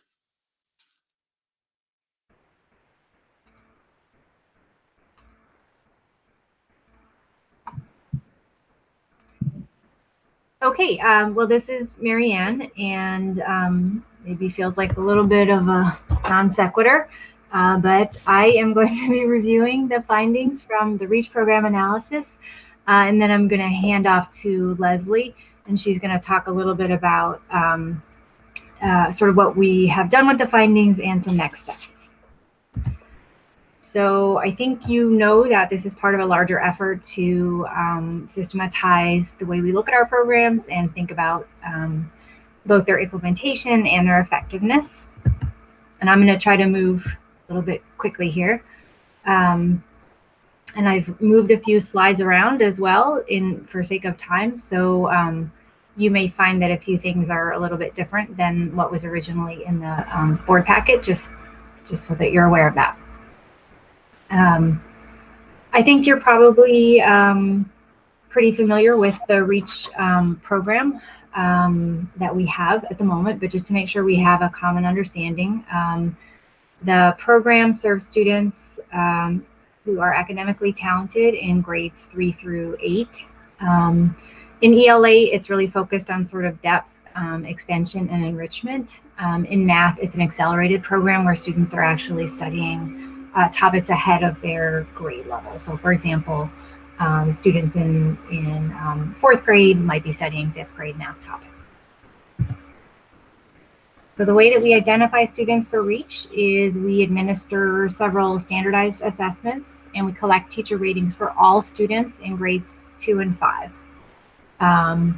Students are assigned points based on their scores and ratings, and then students with very high scores overall are placed into the REACH programming. There is an appeals process that's available every year so that students can have another opportunity to be assigned to the program. So one thing that I'm pretty big on with the REACH program, but also with really any of the programs in the district, is I'd really like for us to think about clearly defining the outcomes that we expect for students that are participating in the program. In the case of REACH, there are some sort of general expectations that are built into the program as it is now.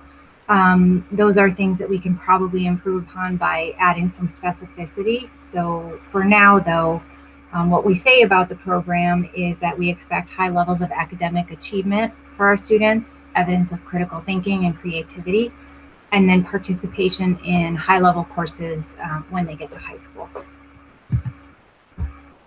So the program analysis is designed to answer some questions, as I mentioned before, related to implementation of the program. What does the program look like, especially with respect to identification, who's participating, and then the instruction that's provided as part of the program. And then outcomes as well. I'm going to skip over the second bullet under implementation related to sort of research review and some of our peer districts. That information is included in an appendix of these slides, and I'm happy to come back to it later if you would like. But I'm going to start just with an overview of sort of what the REACH program looks like with respect to some of those elements that I mentioned earlier. So right now, in the 2019-20 school year, across all of our grades and schools that have REACH programming, we have about 16% of students participating in ELA and 12% in math. You'll see that the percentages do vary a fair amount from school to school. So for example, there's a low of 6% at one school and a high of 23% in ELA at another school. Over the last couple of years, we identify through that identification process that I mentioned earlier, we identify about 4 to 8% of students initially in grade 2 for ELA or math. What happens then is through appeals and by sort of grandfathering students into the program at 5th grade, although we screen all students who are already in the program remain in the program, those numbers get increased over time so that you end up with the percentages that you see here.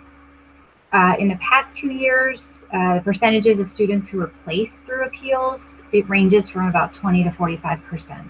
So as an example, in 1 year, we went from identifying 27 students in math at grade 2 to having 45 actually enrolled in grade 3. This slide and the next one gives some information about who participates in our REACH program. So compared to their proportion in the student population overall, you will notice that low-income students, English language learners, and students with IEPs are underrepresented in REACH ELA and math, and females are underrepresented in REACH math. So for example, we have about 14% of our students overall at the middle school grades who are low income, but only about 2% participating in REACH programming. This particular chart shows middle school information, but you see the same patterns across levels. You'll also notice that Hispanic and Black or African American students are also underrepresented in REACH programs. As far as our staffing goes, we have 33 teachers who are providing instruction to REACH students. All of our elementary schools have one full-time REACH staff person who teaches ELA and math in grades 3 to 5. Middle schools don't have dedicated REACH staff, but their existing English and math teachers simply take sections of REACH students depending on the numbers of students that they have. On average, our REACH teachers are slightly more experienced than other teachers in the district, so they have about 14 years of experience compared to about 12 overall. And about half of our REACH teachers have formal gifted endorsements. The average class size for elementary REACH is 7 for math and 10 for ELA, compared to about 24 for non-REACH classes. There is some variation, again, in those averages across schools. Average middle school class sizes for REACH are 23 for ELA and 20 for math, and that's compared to about 25 for non-REACH classes. Given those class sizes and the structure of the program, you'll see that the costs per student for REACH are higher than for non-REACH classes, and the biggest difference happening between REACH and non-REACH classes in elementary math. So as part of the program analysis, that was a little bit kind of just background on the program and sort of what it looks like, who's in it. We also wanted to take a look at instruction and what actually happens within the program in the classroom. So we gathered information from a couple of different sources. One, we asked students about their perceptions of academic rigor and the types of instructional practices that are happening in their classrooms. We also observed classrooms, and the third thing is that we collected and analyzed a number of student assignments to look at the types of work that students were being asked to do. When you look at the student survey responses, you get kind of a mix. So this particular chart is about academic press or the expectations of teachers. There's a couple of other types of data that we looked at around specific practices in ELA and specific practices in math. And what you'll see is that sometimes the students in the REACH classes are sort of saying that there is more of these things happening in their classes than other students are. So for example, you'll see that the first item here is teachers expect me to do my best all the time. And you'll see that across REACH ELA and REACH Math, more students are reporting that. But sometimes it's reversed and you see it in the other direction. So it's a little bit, as I say, a bit of a mix. What we saw during observations, we did 27 different observations of REACH classrooms, is that those students are engaged. The types of things we saw happening in those classrooms were activities focused on helping students understand the material and apply that material within the subject area. So on the rubric that we used for the observations, which is the same one that we have used for doing instructional rounds, most of the observations in terms of the rigor kind of fall into the middle range. Overall, the observations and the student work information, we were also looking for evidence of critical thinking, and we saw that sort of specific examples of that happening in about half or 2/3 of cases, depending on whether or not you're talking about the observations or the work, the assignments that students are being asked to do. So we also, as we always do, wanted to get some feedback from stakeholders about what they think about the program. What do they see as the strengths? What do they see as areas for improvement? And sort of their perceptions of the outcomes.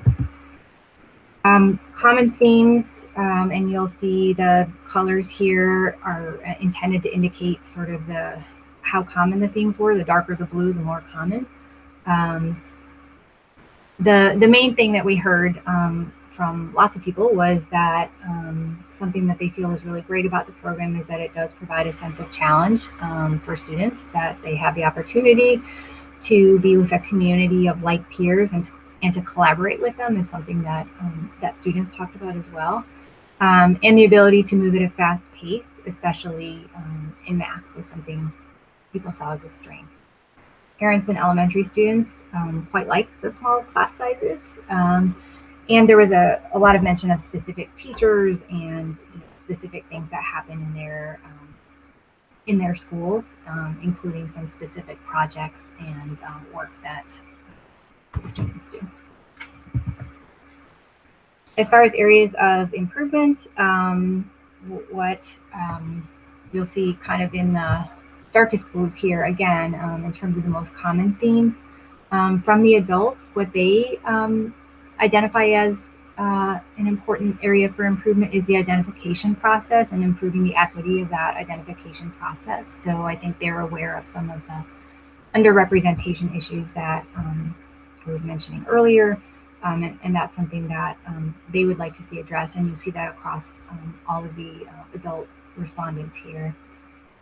There's also a sense that they would like to serve more students, either in REACH classes or somehow differently in other ways. This is a big issue that parents brought up as well. There's a desire to have more opportunities for enrichment for more students, or maybe some kind of what some people termed as like an in-between, like an advanced but not a quote-unquote gifted type of option. So that was something that came out pretty clearly. Teachers also mentioned the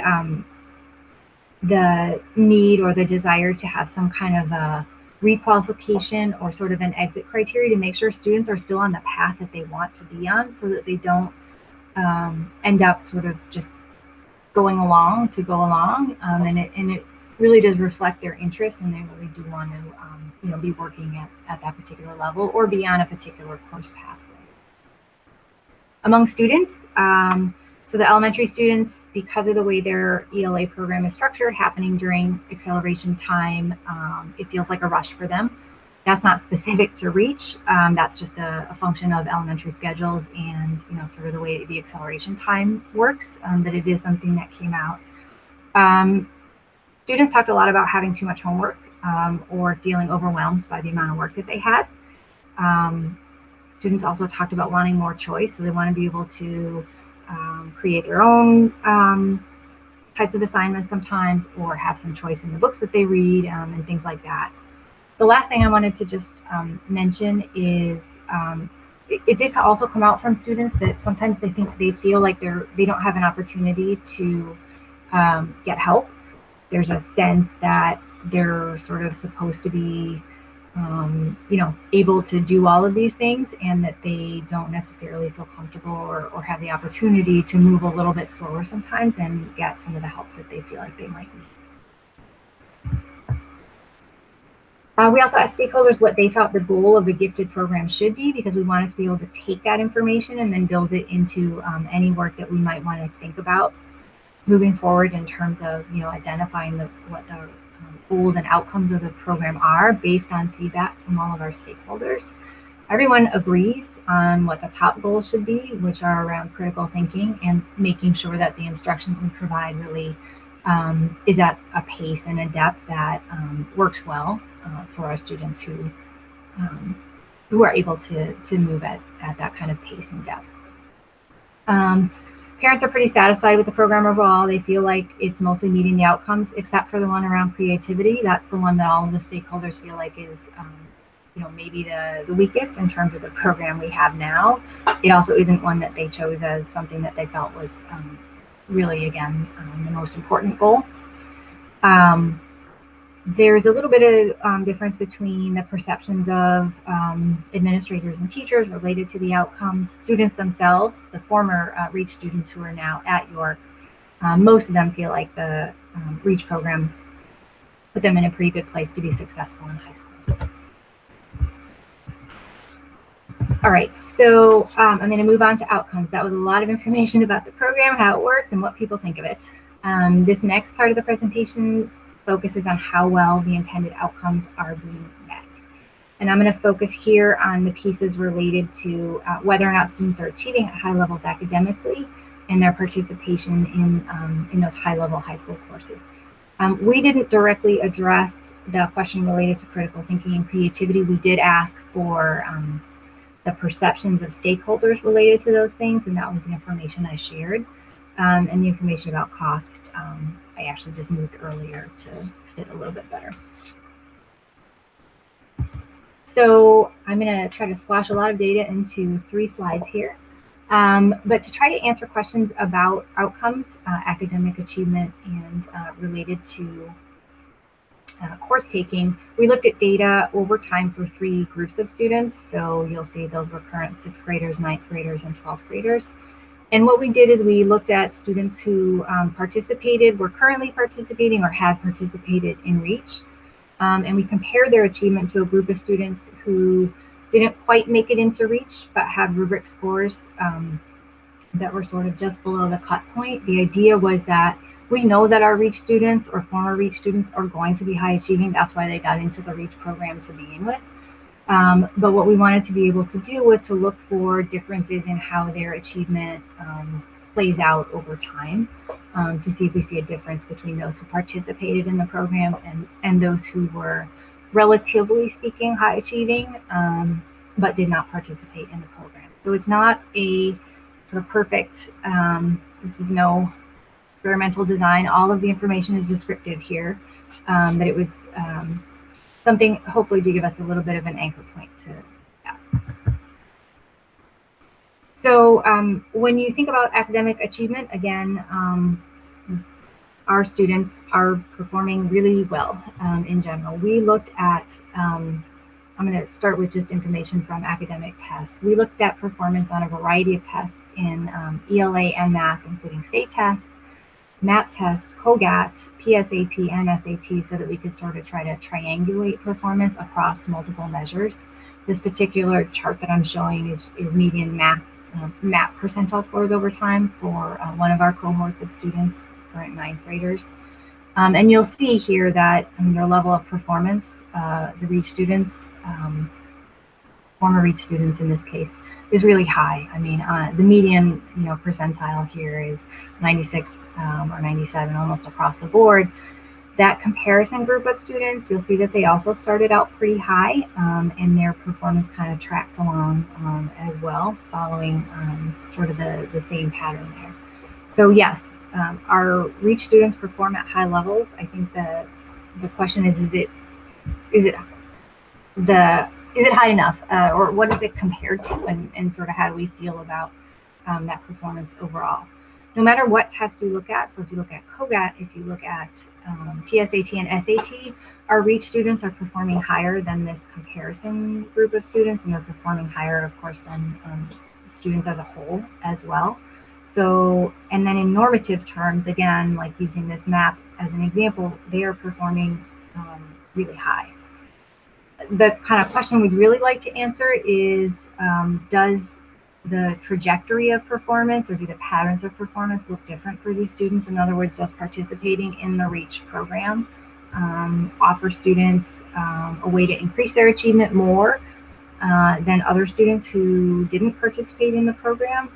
And so what I take away looking at all of the data that we have across all those various measures and cohort, I don't see consistent evidence that students are growing or learning at a different rate than their peers in ELA. I do see some pretty good evidence that at least for our current 6th and 9th graders, students may be moving along at a faster rate than their peers, the students who are participating in the REACH program. The other piece of information just related to academic tests that I wanted to mention, and this kind of goes back to an earlier point I was mentioning, is just that, on average, all of the vast majority of our REACH students, on average, more than 95% of them are meeting or exceeding standards on the state tests that they take between 3rd and 8th grade in ELA and math. So that's a lot. Their comparison peers, this other group of students who didn't quite make it into REACH, are just as likely to meet standards, but our REACH students are about 4 times as likely to exceed.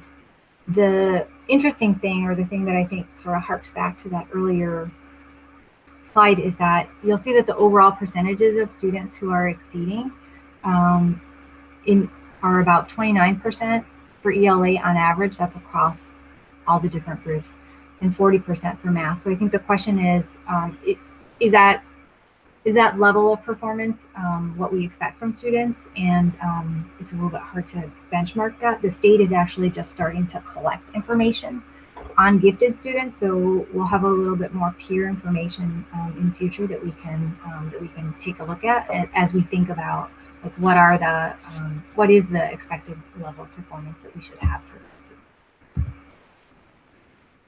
So the other big outcome that is sort of built into the REACH program is an expectation that students will take high-level courses, and of course that they would do well in them as well.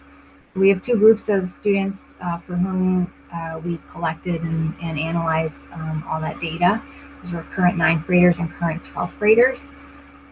So in math, the students who begin the REACH program in elementary school are supposed to be on a pathway to take calculus by grade 11, and then even higher level math in grade 12. And so what we see is that among our current 12th graders, about 3/4 of former REACH students are on that sort of expected pathway. After the first semester, the former REACH students in those courses are doing really well. 85% of them are getting A's and B's. So, that it's sort of working. I mean, most students are following the pathway, and they're doing pretty well in it. In 9th grade, just about every former REACH student is on that expected pathway. It's around, I think it's about 95% of students are still on the pathway in 9th grade. As far as their comparison peers, they're just taking a different set of courses. 78% of them are in honors level courses. It's just a different course than what those former REACH students are taking. Unlike in math, in ELA, there isn't sort of a specific end course that students are necessarily expected to get to by senior year. And they sort of don't take them necessarily in a specific order, although I think there are some traditions to how they do that. But what we would like to see is that former REACH students are taking mainly honors level and AP courses or ACP courses. And what we see is that overall about 58% of former REACH students take at least one honors, AP, or ACP course all 4 years of high school. And that's compared to about 38% of those comparison group peers that we were looking at earlier. I mean, one reason for this in ELA is that there are more elective courses that may interest students as they move along in high school. So there's journalism and comparative literature and lots of other courses to take.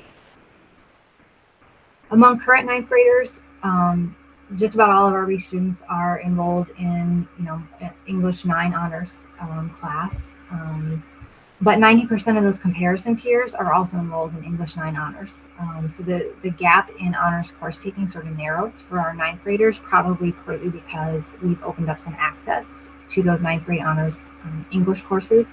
And both of those groups, our students are doing really well in the courses. 98% of them have an A or a B after first semester in English 9 honors. That is my overview of findings, and I'm going to hand it to Leslie now to talk about some next steps. Thanks, Marianne. Hi, everybody. So obviously, Marianne talked a lot about the data that we gathered. And so now when we had that data, what we did is mostly in the fall, we gathered a lot of the data. But then now more towards the winter, we wanted to take that data and then gather feedback from different stakeholders. So as you can see, we had several different feedback sessions.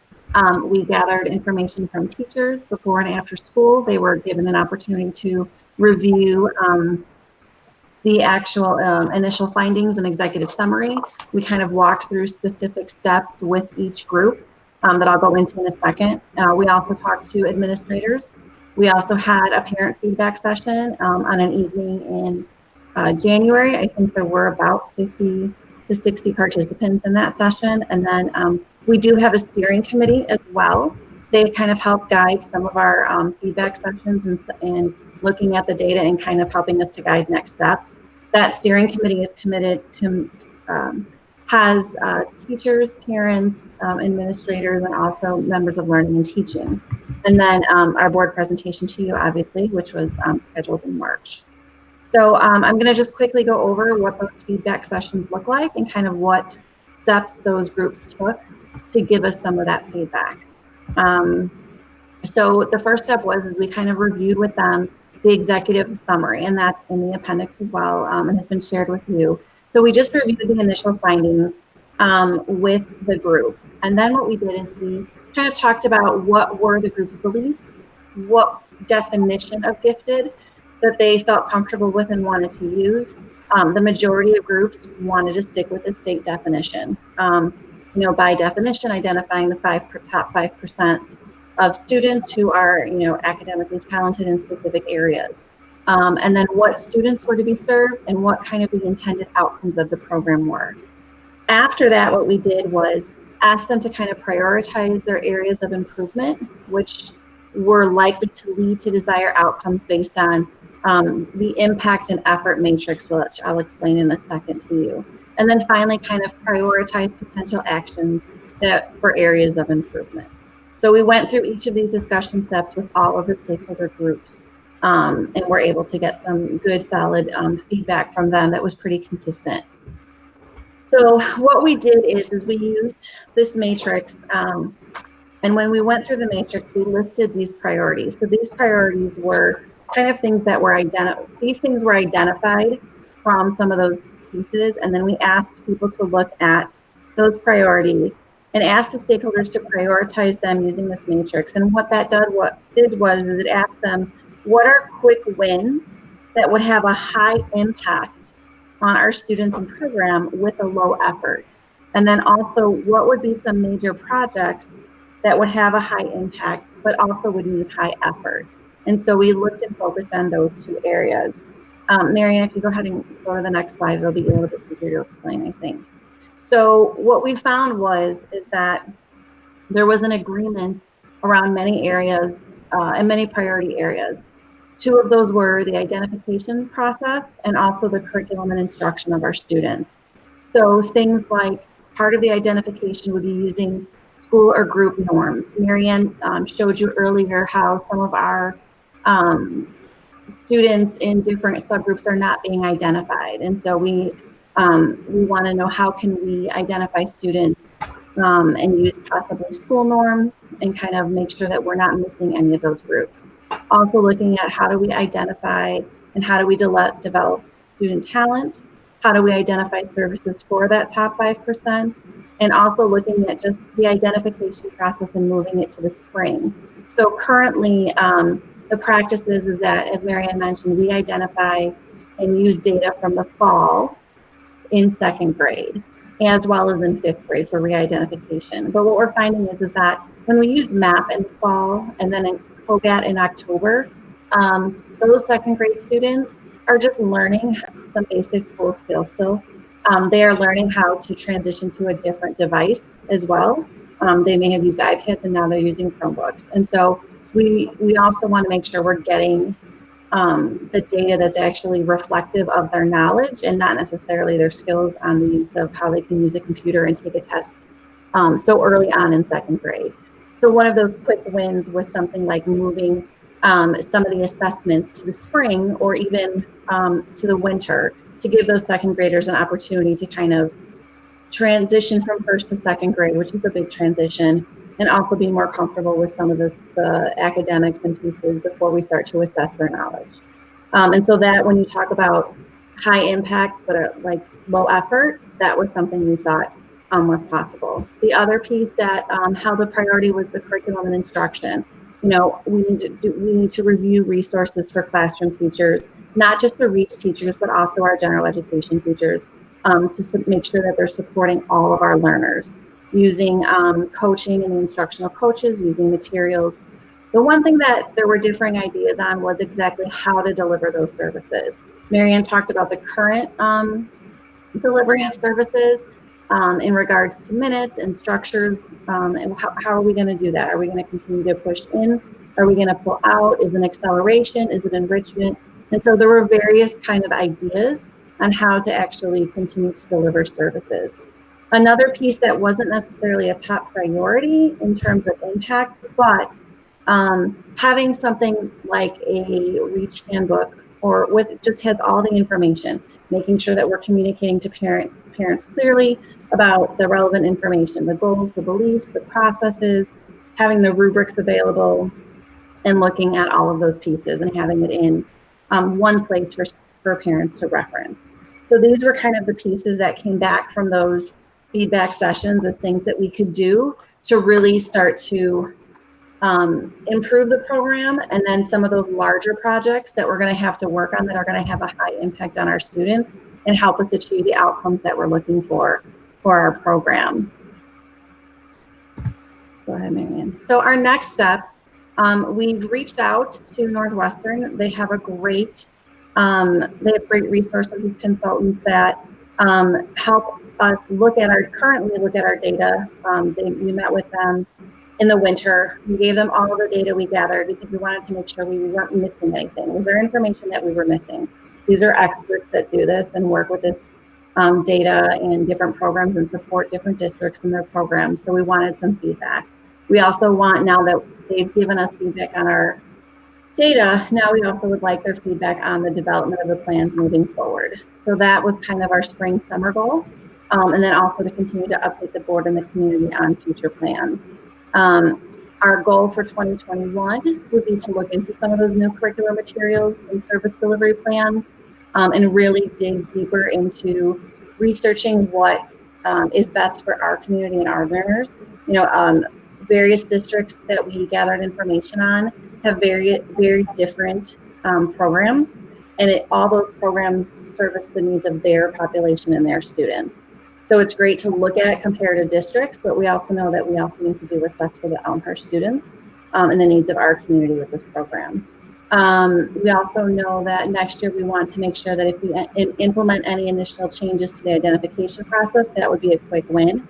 And so moving things possibly like the date, the timing of the assessments would be a simple way to do that. And then for 21-22, we would start to begin to implement changes to the program and any additional changes to the identification process as needed. So those are kind of our next steps at this time. I think there's one last slide. And then we do have a steering committee. We want to bring them back together in the summer to kind of continue to discuss our work with Northwestern and our communication plans. We feel that it's important to bring them back into the loop and kind of help steer us in the direction, and then have a fall meeting or a virtual review of continued communication materials and other documents as we move forward. In the appendix, Marianne has placed a lot of really good information and resources that have to do with our outcomes, the definition, and things like that as well. Okay, thank you, Mary Ann and Leslie. I guess I'll just, does anybody have any comments, questions? Karen, do you have anything? Kara, did you say Karen? Yes. Okay. Okay. Yeah, I do actually. Thank you for the thorough report. I appreciate that you brought in Northwestern. I'm glad that they are in our next steps. A lot of the things that they talked about, I know that in previous conversations over the last whatever years that I've been on the board, we have expected some of the things that they had outlined. So I really want us to follow through with that.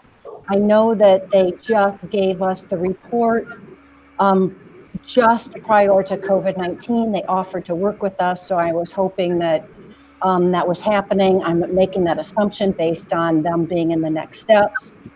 I thought they had great perspectives and great insight. One of which was, if we're looking at underrepresentation, is it that it's uncovering something that we hadn't known in the past? Meaning, is there growth? Let's see, how do I say it? In identifying a true gifted, and I'm glad that you highlighted that too, is really it's only the 5% of the population. So I'll get into the differentiated learning, but I want to stick with reach first. Is that are we providing the growth opportunities, or are we given all of our students the opportunity to show, are they truly gifted? And Mary Ann, you highlighted, and Northwestern also reiterated, we just have a high performance in the district. And so we really need to look at, how do we serve all of our students? How do we differentiate the learning? So I think that was highlighted in this data. So I'd like to hear in a future meeting what this means to how we are developing and measuring and ensuring the outcomes of differentiated learning for all of our students. And then, as Mary Ann, you had highlighted, which I really like, is we need to look at I'll call it return on investment, but the data really highlighted, are we really getting the outcomes for the students in our REACH program that we should expect? And so looking at the trajectory performance data of our true REACH students, and are they performing at the rate that we should expect, given the small class size for those REACH students and giving the extra cost to it. So I've highlighted a bunch of things, and I can follow up, but I want to look at, one, the student outcomes. If it's a special program like REACH, then I want to make sure that we're really getting the value, the outcomes out of it. and looking at it not just from a one data point, but as you said, Marianne, the trajectory.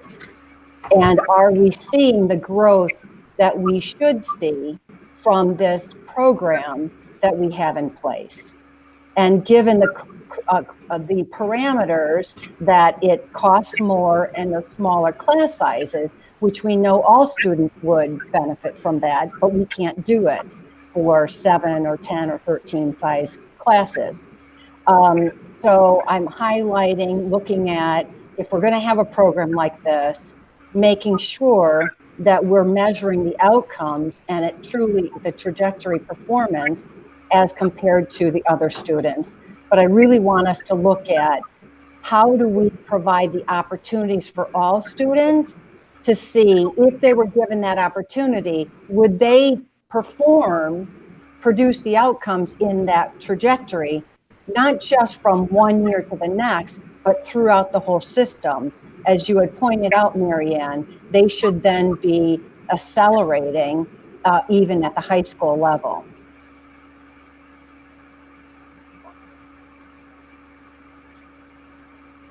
Thanks. I think, I mean, I took some notes. I don't know that there's a specific thing that if you'd like us to respond to, but I think, you know, we sort of hear what some of your priorities would be. That's helpful. Yeah, I mean, I really would like us to look at metrics. I really want us to look at the outcomes and look at it as a trajectory, not a data point. And we really need to show significant outcomes if it costs more and there's small class sizes for those subject areas. The other piece that I would like to look at is how do we look at the entrance criteria, or truly looking at true gifted students, but looking at all of our population to look at how do we truly look at the underrepresentation, and it's really about given opportunities. We don't know if the student, right, is gifted if they're not given the opportunity. And so what does that look like? And I know you can't answer that today, but that's one thing I would like us to follow up on. And then the piece that is a dovetail to our entire population is the difference of what we're trying to do, differentiated learning for all of our students, and then versus the reach. Does that make sense, to just be clear on the follow-up items? Yes, thank you. Thanks, Karen. Okay, Beth? Yeah, I just wanted to comment on a couple of things. Thanks for all your work on this. I know it's been a ton of data and a lot of meetings and gathering information from our community and students. So thank you. I really like the fact that we're looking at the group of students that are just below qualifying for the REACH program as well. I'm looking forward to hearing about some of the creative ways that we can serve those students and offer them some more rigorous activities and possibly lead them into performing better in future years so that they might qualify for the program later, or even if they don't, but they're just getting those access to those rigorous, challenging materials. So I'm looking forward to hearing about that. And then in the resources that we're looking into for REACH, it would be nice to look into how we could use some of those resources in the other students that are not in the REACH program, maybe just presented in a different way so that all the kids can have access to some of those materials, but maybe they're just used a little bit differently. Great, thank you. Courtney? Thanks, Kara.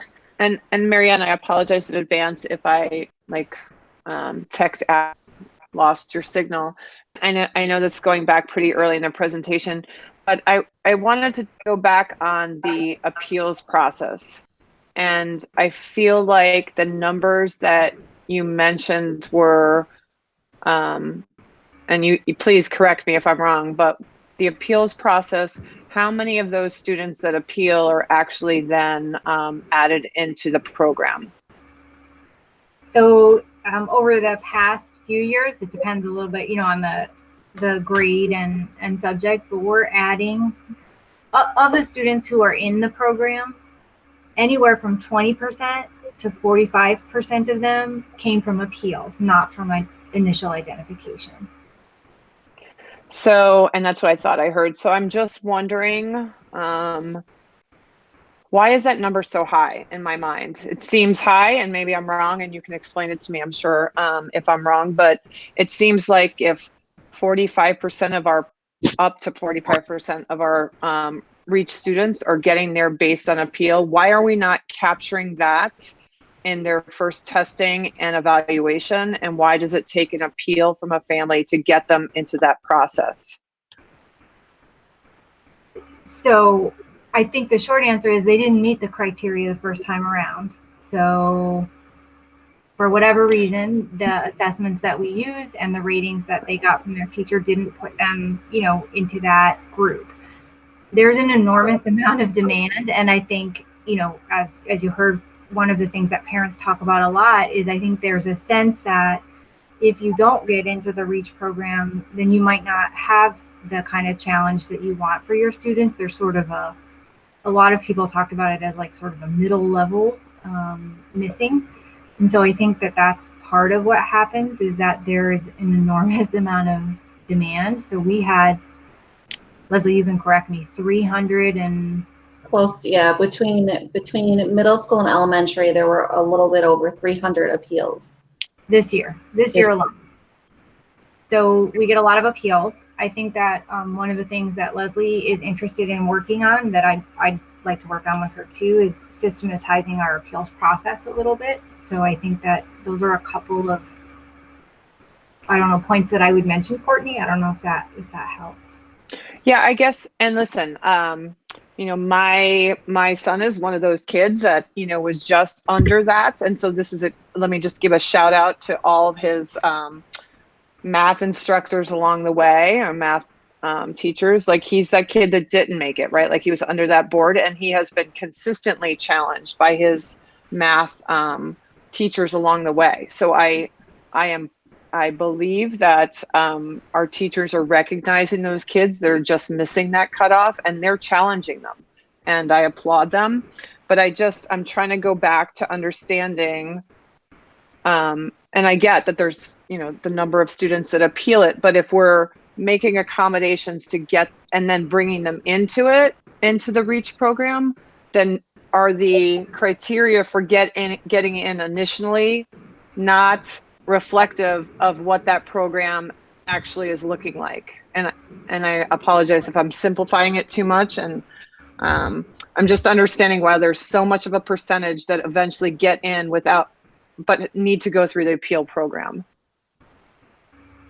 Yeah, so I think part of it is the way the appeals process maybe works. I do think that's part of it, but I think what you're getting at is exactly right, and that's why the steps that we took with stakeholders was to ask them about who is this program supposed to be for? Because, the sort of function needs to, is it form follow function or function follow form? I'm going to say it backwards, but you see what I'm saying? Like, if we don't specifically say, like, who are we trying to serve and what exactly are we doing in this program, then we won't be able to set up an identification criteria that gets the right kids in the door.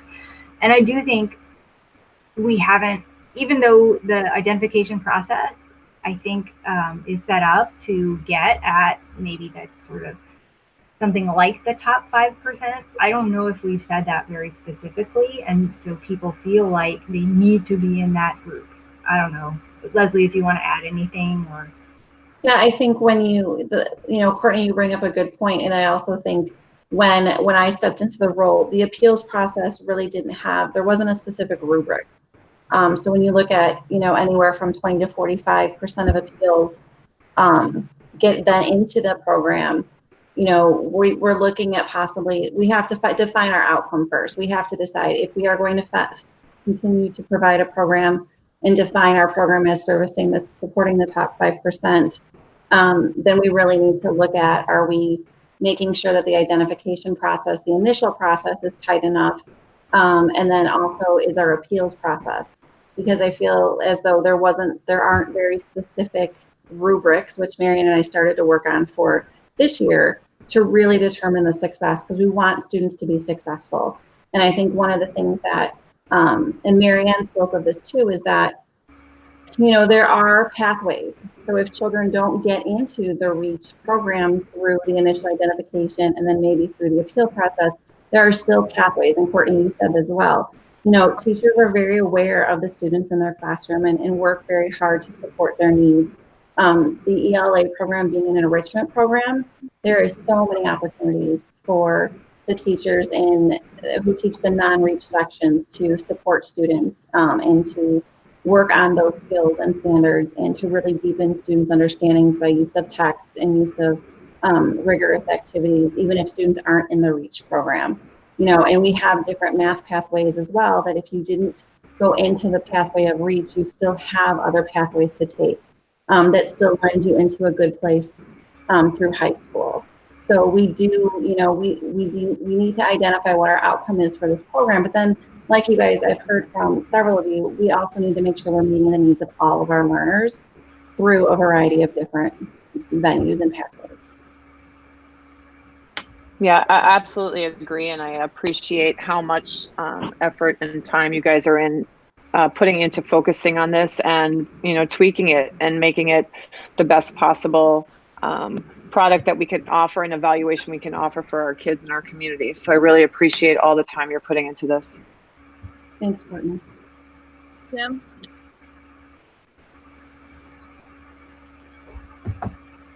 Hi. Yeah, thank you again. I think you bring up a very good point. That great definition of what population we're trying to serve and what purpose would help those people. Thank you for bringing that up. I have a few questions about your response. Have you done any attribution work on why costs are higher for REACH? I'm sorry, Jim. It was really hard to hear you. I don't know if anyone else is having trouble. Oh, I'm sorry. Is this any better? Yes, absolutely.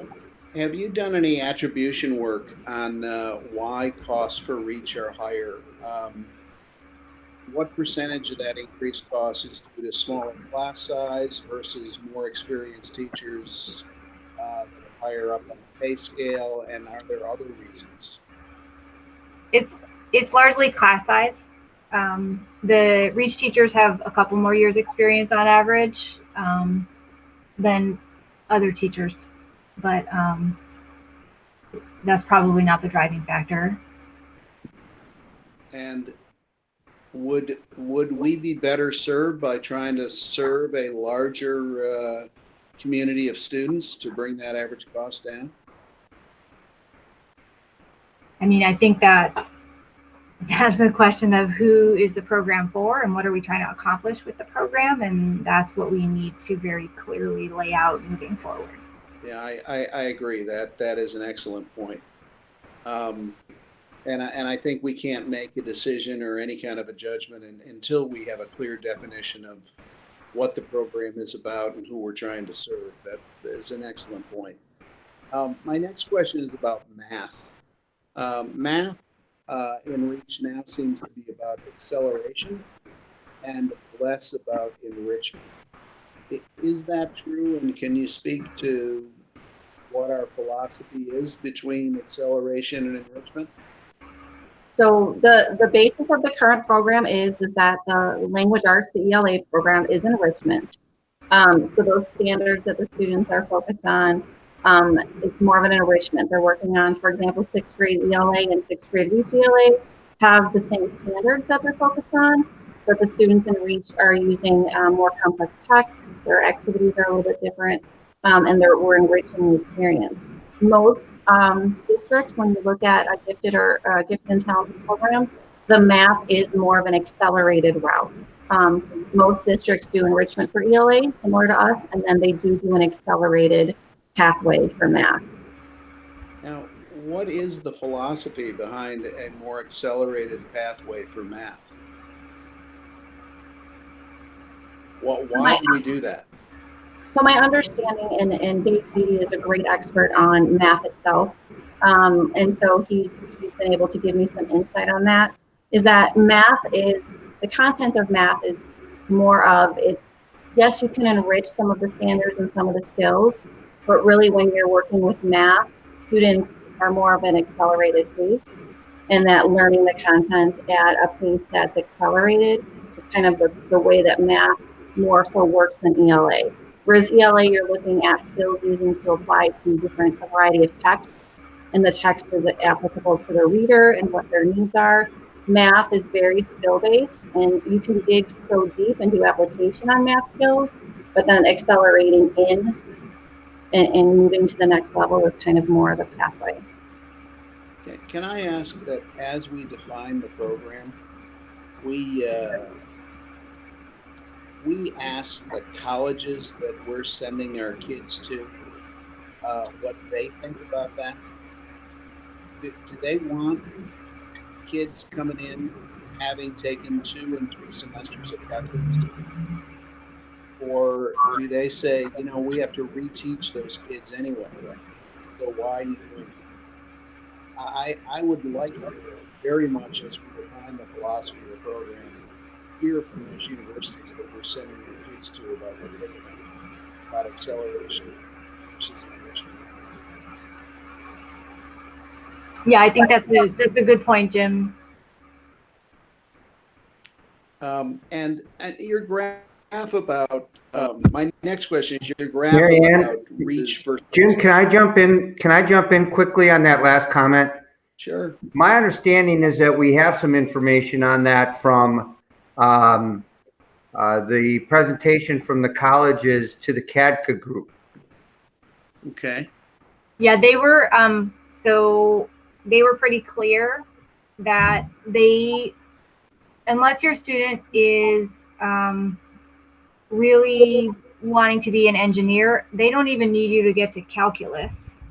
They need you to be ready for calculus when you go off to college. And they're happy to take the calculus class that you took in high school. But they're among the representatives, and it was only 3 colleges, although they were ones that a lot of our students go to. They were, I think, pretty clear that they don't need, their faculty do not want some of these really high-level calculus courses. And I would appreciate it if you could expand to more universities, because my understanding is what those 4 universities told you is what the broader base of universities think. And here's where I think we don't do our kids where I think we do our kids a disservice, because, you know, as my junior is looking at colleges, many say, you know, we expect 4 years of math and science and English, for example. So now kids come out of middle school having taken geometry, and we don't have anything. We don't have 4 years of math to teach them, and they come out having taken, you know, the calculus and multiple semesters of calculus that these universities are telling us that the kids don't need. And maybe they're weaker in some of the things they learn in middle school, and they struggle in college because of it. I think we need to take a hard look at what colleges want and what we're trying to produce. Yeah, I think that makes a lot of sense, Jim. And then in your graph that I'll call it the reach versus almost reach kids, what performance spread would you expect between those 2 peer groups, or between those 2 cohorts, I should say? You're talking about this one? Yeah.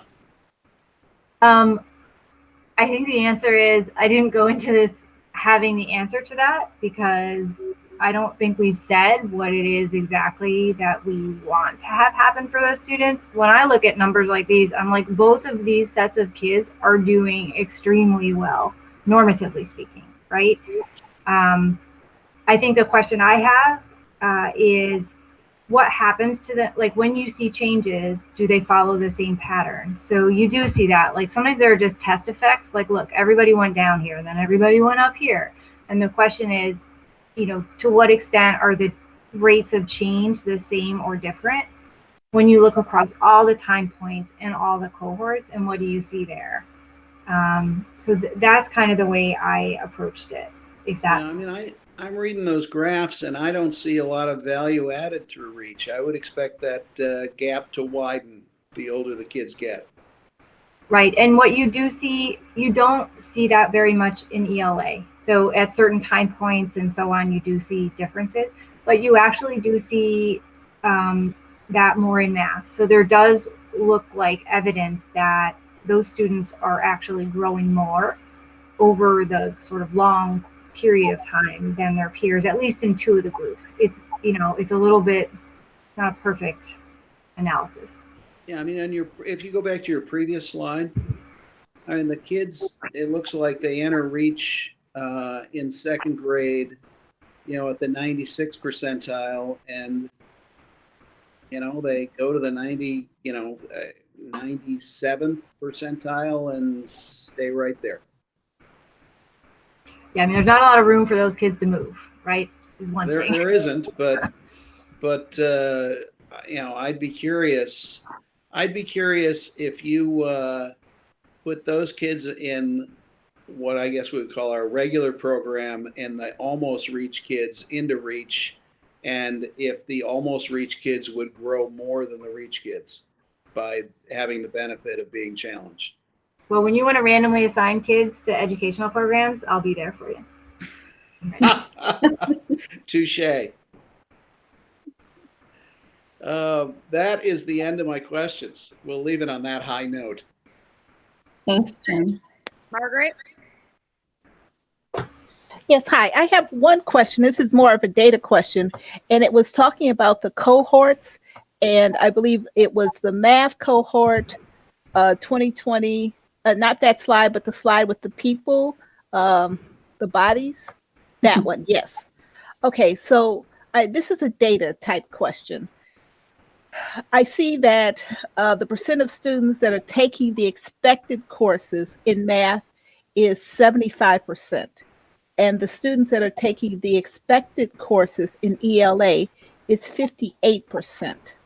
Now, my question on that is, how well does this English translate in, you know, are there other courses such as business courses or different advanced social studies courses that these students have found an interest in and are taking those types of courses that are not accounted for, that might not be as clearly designated as, you know, going in this accelerated math path?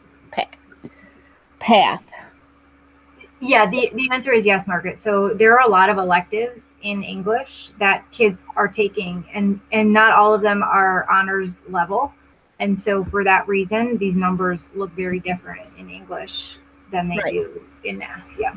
Right. But I guess so my question is more than just English. I guess I'm saying English, is that a fair comparison? Is that a direct one-to-one like math is? Do business courses come into here for those students who were very interested in English language arts? And or are there social studies courses, advanced courses that these students that were initially in that REACH program are involved in? Mm-hmm. I mean, I guess from the point of view that we expect 4 years of math and 4 years of English, then, you know, there's sort of a level playing field there. It's just that the universe of available courses is bigger for English. And students are probably taking lots of other electives as well. Yeah. Okay, and I don't know. So, and one additional question, I'm not quite sure if a high number is a good thing or if it's not a good thing. So I'm not sure the intent that this slide was helping us to, I mean, I know it's just a fact, but what was an expectation of this slide? What might we have seen? So, I mean, we say that we expect our REACH students to take high-level courses in high school. So this is really just intended to answer the question, well, do they? And how many of them do? So it's a little bit, I can't answer the question directly of whether or not 75% is a good number, or would we rather that number be 90%? If that's maybe what you're getting at. Okay. Yeah.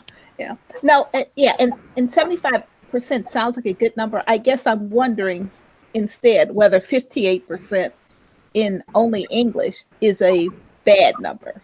That maybe that's my question. Is that 58 any different than the 75, given where students may have found a different passion to pursue? Yeah. Well, I mean, this means that more than half of the students are taking an honors level or AP or ACP English course every year of high school. That seems pretty good. And it's different because they might take other courses. There's just more that they can do in English than in math. Okay. All right. Thank you. That's it. Thank you very much for this presentation. It was very insightful. Thank you.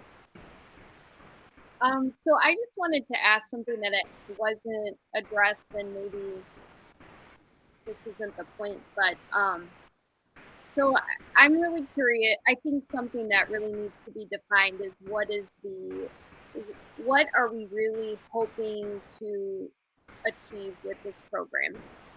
And in that, I guess I have a question. Students that are in that very high percentage of academically talented, they tend to have other needs a lot of times, as in awkward social interactions, communication issues.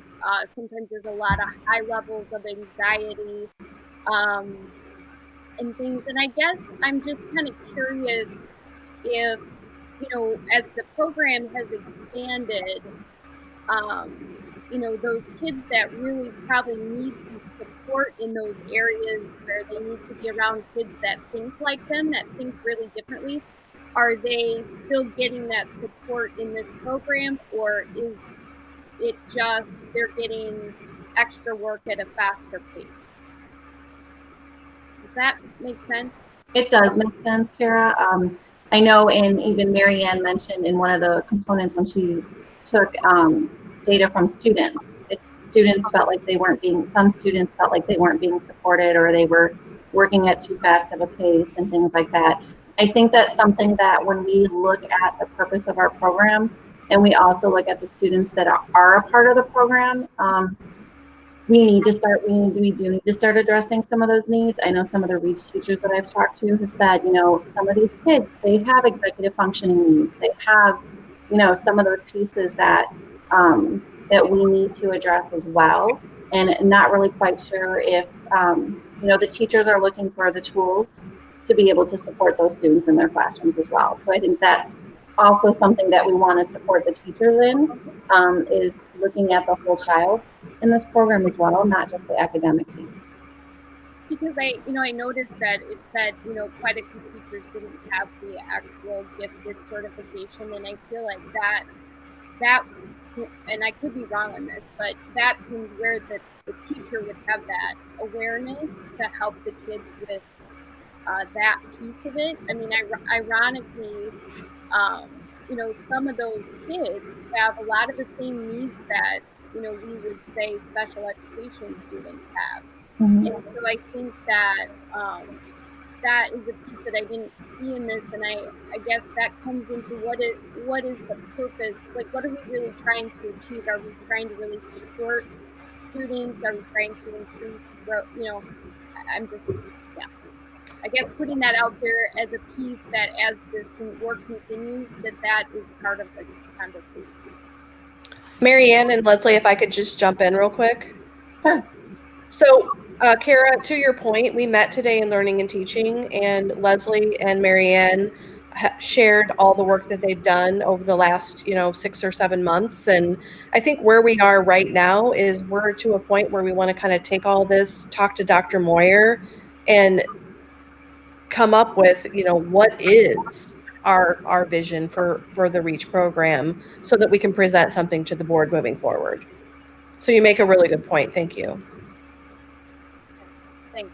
So I think that's it. Thank you, ladies, for your work, and thank you for, I know it got postponed for a while, so thanks for your patience, and now we'll move on to special education.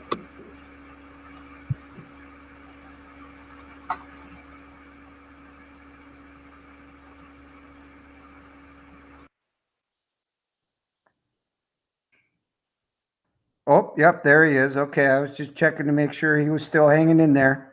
Still awake, everybody?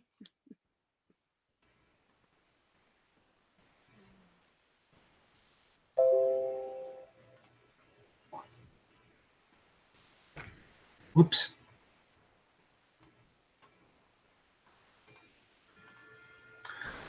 Okay, can you hear me? Hi, can everybody hear me? We can hear Yes, you. Michael, I can. Okay, great. Yep. Hey, well, good evening, everybody. And it's always tough to follow Dr. Lemke's presentations, and it's really hard to follow a presentation at 10:15. So I'm going to ask a favor tonight. If we can think about this and maybe try and refocus this from a review or an update to a celebration, because I think a celebration at 10:15 is a lot more palatable than a report. And so let's talk about this, because there's a lot of hard work that went into this year, and we do want to share the efforts that have been made towards the action plan and the program analysis and all the hard work that preceded us. So maybe if you all can indulge me and think of this as a celebration of the work of the student services teams, maybe that way we can all stay a little bit more engaged and enjoy this. I do have the entire administrative team with me this evening. They've hung in just like they've done throughout the year. They've been right there and had my back. And we're going to get a chance for you to meet with all of them and hear from them. And we're going to talk about their roles and responsibilities of that new leadership as well. But I wanted to take a moment to acknowledge that Matt Collins, our Assistant Director of Special Education for 9 through transition, is leaving at the end of this year to take a new administrative position closer to home at District 155 in Crystal Lake.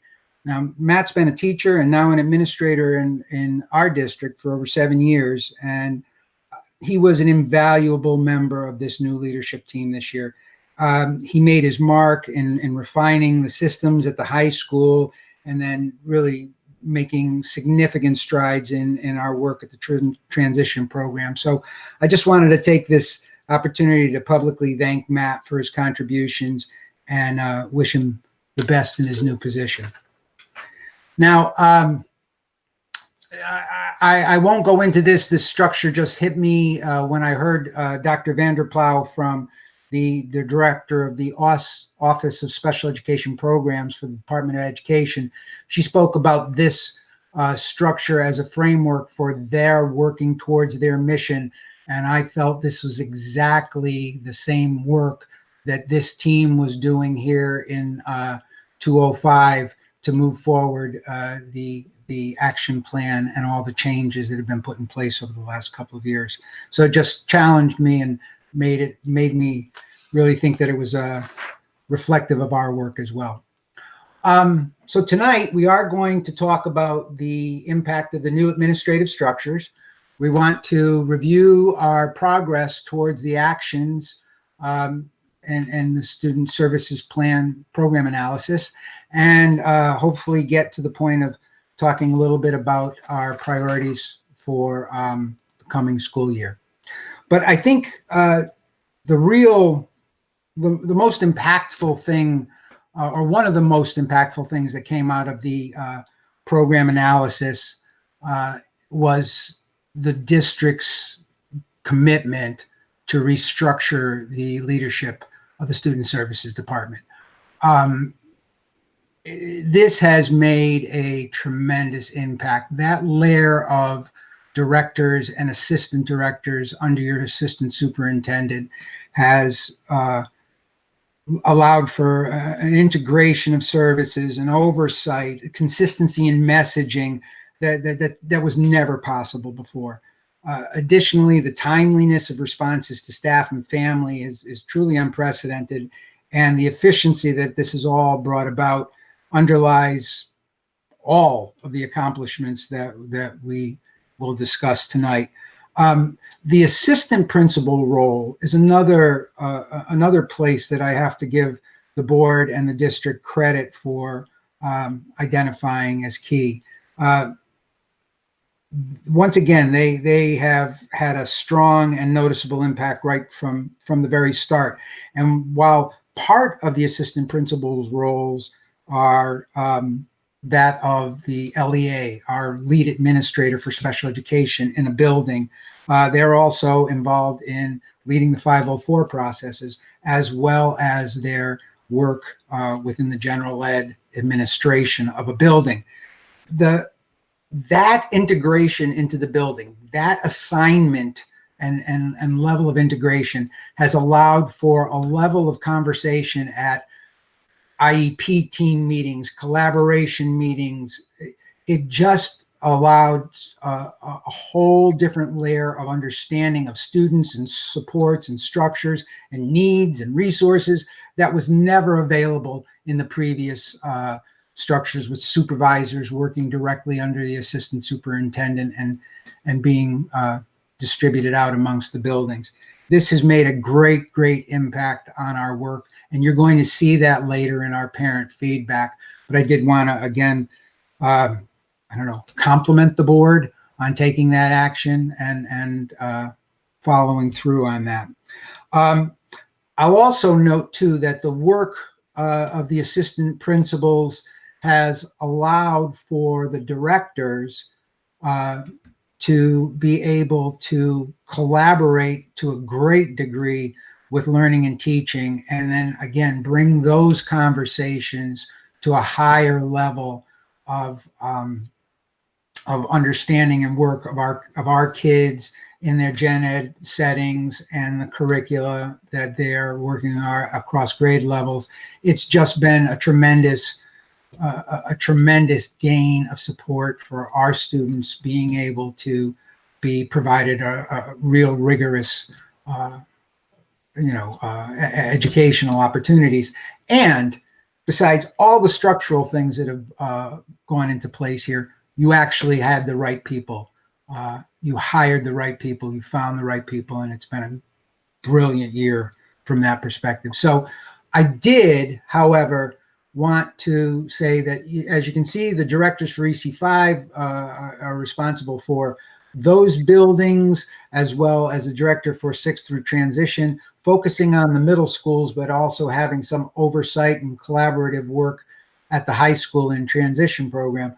But I wanted to offer Matt, our director, assistant director for special education at the high school and transition, to talk a little bit about his work, and then also allow Sarah, our assistant director for student services, to offer a brief summary of their work. So let's start with Matt. Sure. Can everybody hear me? Yes. Yes. Okay, I'll just make it sure. Nice to meet all of you virtually. This is the first board meeting I've been a part of, so thank you for all you do and all your time.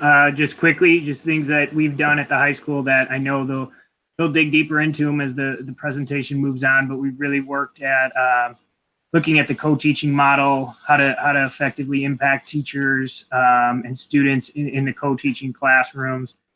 We've looked at progress monitoring and how we're collecting data to update goals, write better goals, present levels through students' IEPs. That has been a lot of our main focus. Worked closely with Mary Ann this year on finding ways to find data that relates to the typically developing peer through the high school and transition, through the transition to high school, and making sure that we are giving that information to families so they see how we are closing the grade level gap and getting students prepared for life after high school, whether that be college, a trade program, or the job market. At the Transition Center, what we've really worked at is trying to continue to develop our programming. We've added the program with the College of DuPage to support students who are heading to college but need some additional supports through District 205. So we started with about 2 or 3 students, and we have, I think, close to 13 lined up for next year as well.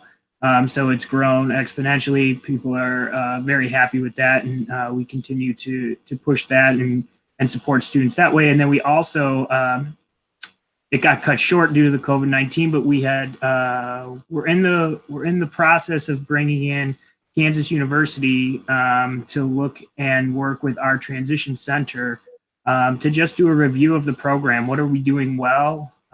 What do we need to improve on? How can we improve on that?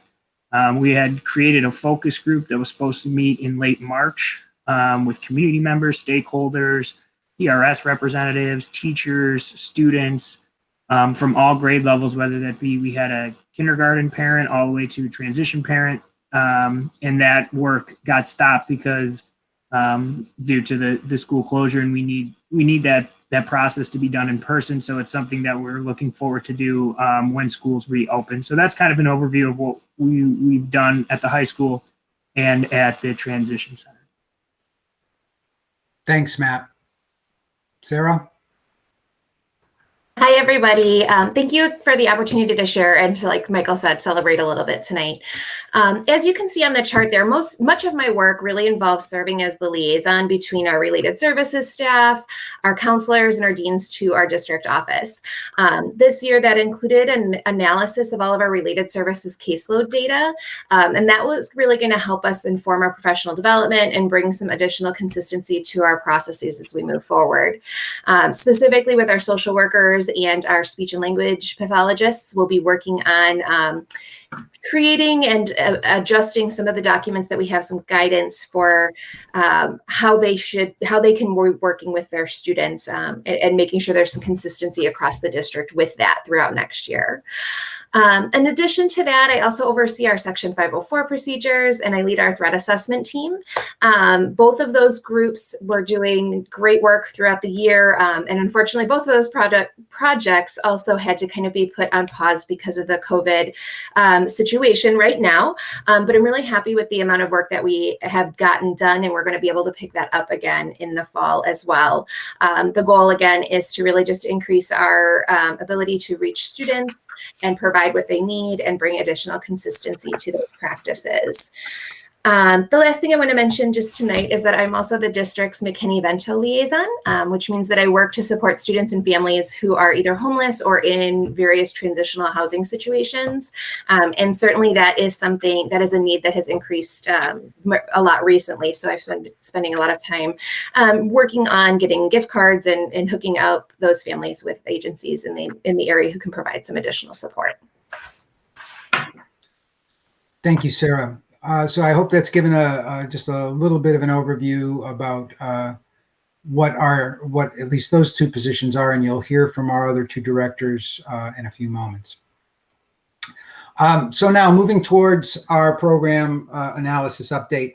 As you all recall, the district embarked on the program analysis for special education back in early summer of 2018. Dr. Lemke moved forward the research and presented the initial findings back in February of 2019. And then by May last year, the district leadership had created and presented an action plan. Since that time, obviously, things have changed dramatically, but the movement on the action plan has not suffered. I wanted to remind everybody of the structure that was used in looking at special education services and supports. And this becomes important because this was how stakeholders then identified priority elements for the action steps. They clustered them under they ranked the order, I should say, of these 4 key elements as being instruction and delivery of services, identification and eligibility of students, progress monitoring, and finally the various aspects of communication. So for the remainder of this presentation, we're going to review those 4 priority elements and highlight some of the key implementation activities related to each. In total, there were 36 actions to be developed that were to be investigated, planned, and implemented over the 1920 and 2021 school years. Most of them had multiple sequential steps within the action and were to be collaboratively implemented with other departments such as research or learning and teaching and technology. So tonight we're going to highlight some of the key actions that we have under each priority, but please know this is a large and ongoing process. Mrs. Baramis and Mrs. Cook will report on the next 3 priority elements. Anna? Hi, this is Anna Baramis. I am the Director for Secondary Special Education, and just speaking a little bit about the priority element of identifying students that are eligible under the IDEA, as well as providing them with goals that are tied directly to their area of eligibility. So really the focus is going to include just as this timeline introduces the MTSS, IEP goal development, and peer review goals. So Michael, if we go on to the next slide.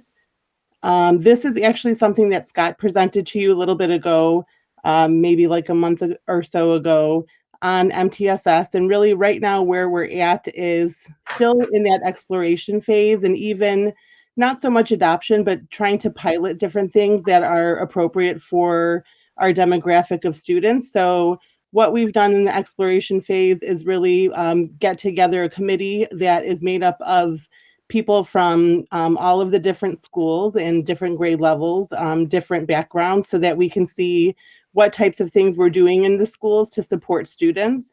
And then really trying to collaborate and see what we will either pilot for continued use or even adopt for consistent use in the future.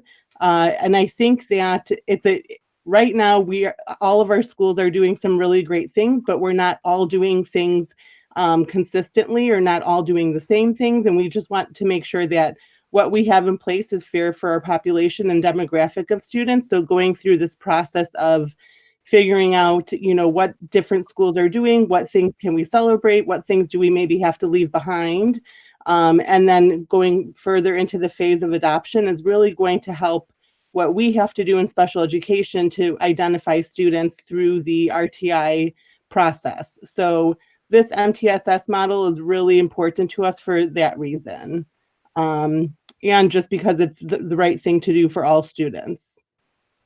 So if we go on to the next slide, some of the things that we've done is as we're identifying students this year with Colleen and her leadership with early childhood through elementary programming, she has worked with all of the elementary schools and Madison to write goals that are very specifically aligned to the student's area of eligibility. And so that we make sure that we have a clear line between why a student's eligible, what we're working on in order to make sure that they are closing the gap and demonstrating adequate growth. The next steps, and something that she had planned for the summer, was to work with SACID on using rubrics that were created by teachers to really determine whether or not students are making growth toward more of like the curriculum-based measures, or more of our, curriculum-based grading or curricular-based learning. So that we know that what we're doing in the classroom is actually being monitored on a more regular basis to ensure that students are making growth and making growth toward what the standard is. So if we go on to the next one, Michael, 13. All right.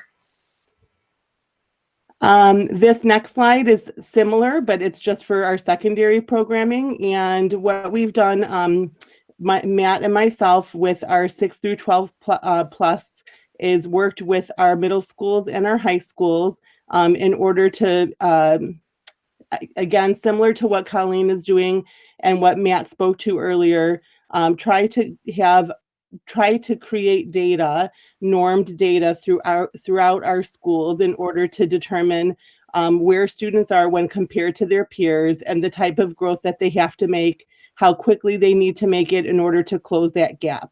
So the way that we've done that is worked with Marianne, worked with our teachers, our coaches, in order to determine should that norm data look like, how are we using our standards-based instruction and grading to determine what proficiency is, and how do we break that down into like a rubric for parents and for students and teachers in order for teachers to understand what they need to do to instruct students in taking the next steps and making growth toward that standard. So from 6 through 8, we've really worked on focusing on rubrics. We do have our staff using proficiency skills as well.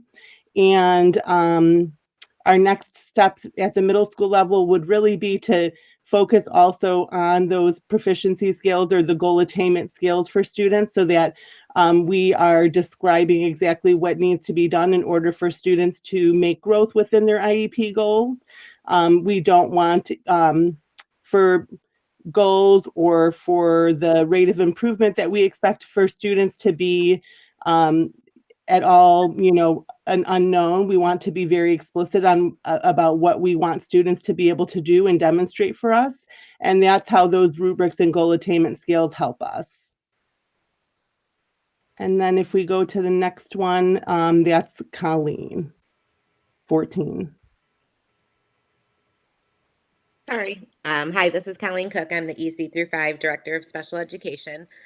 So as you can see, under the priority element of instruction and delivery of services, for all of the 6 different action steps that were identified, we are either in the planning or the implementing phase for each of those goals. For the SIP, and Michael, you can just leave it on this page, or you can go to the next page. Nope, you can go to the previous page, sorry. So SIP, one of the things beginning of this school year, each school was expected to have a school improvement plan goal around the various subgroups. Because right now the data had showed that there was a gap that existed between the overall student performance and the performance of students identified in various subgroups, whether it be students that are EL, identified special ed, etc. So each of the schools did have a school improvement plan goal around that. The second thing was regarding responsive teaching. So really thinking about how we can differentiate instruction for students. So during the school year, the special education teachers in grades K through 8 are provided with 3 half-day professional developments where we sub them out of the building. These days are this professional development is led by the relevant special education director as well as the special education coaches at that level. And this year, the focus has been really around differentiating instruction and how to use small group instruction to meet the needs of diverse learners. Another really exciting thing was the NIU reading cohort. So this fall, special education teachers had the opportunity to join the NIU reading cohort to earn a master's degree in educational literacy. I believe, if I can remember correctly, and maybe Nikki would know, I think we had somewhere around 25 staff sign up for that and are currently enrolled in that program. And so, yeah, it's closer to 30, but yeah. Oh, okay. So 30.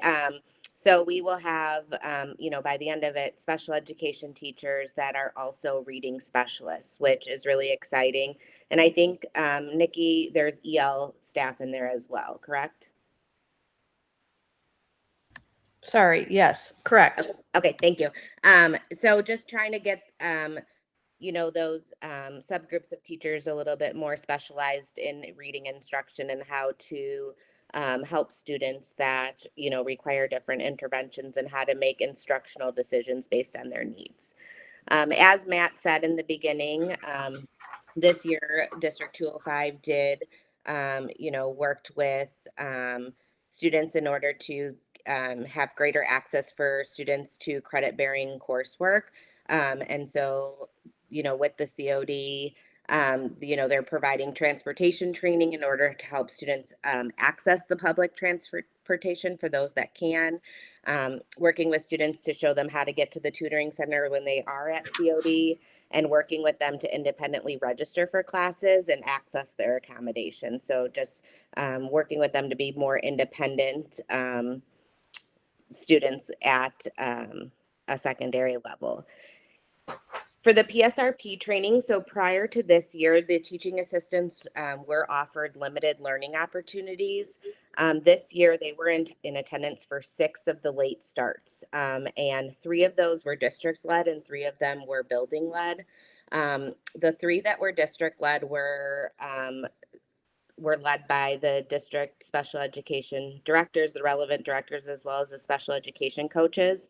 And this year it was focused on building relationships, executive functioning, and sensory integration. And so what they would do is they would come to the district or, come together as a district PSRP group, and they would get learning. And then the next time that they met, it would be building led so that they could really focus their learning around the students that they were currently working with. So, in the fall, we did one about building relationships. And then when they went to their building level 1 the next month, it was also about building relationships, but how to take those strategies and really personalize it to the students that they're working with. And then finally, for behavior support, this year we did have Bridget Peterson, who was working 3 days a week. She was working on supporting assistive technology, and the other 2 days she was supporting teams. Rather than attempting to duplicate the crisis intervention services that we utilize through SACID, the administration team really decided to systematize her level of support. So during this school year, she supported the self-contained special education classes. So thinking about the ABC classroom at Hawthorne and the multi-needs programs at Madison, Edison, Sandburg, York, and the Transition Center. If students required additional behavioral support that, they weren't benefiting from kind of the tier 1 that Bridget was able to offer, we still were able to use SACID in order to have their student services team come out and support us. Michael, if you want to go to the next slide. We just included some different pictures of the things that we did. So, a picture of the NIU reading cohort, and then on the next slide, the PSRP is collaborating on some of the professional development that they took part in. That is me.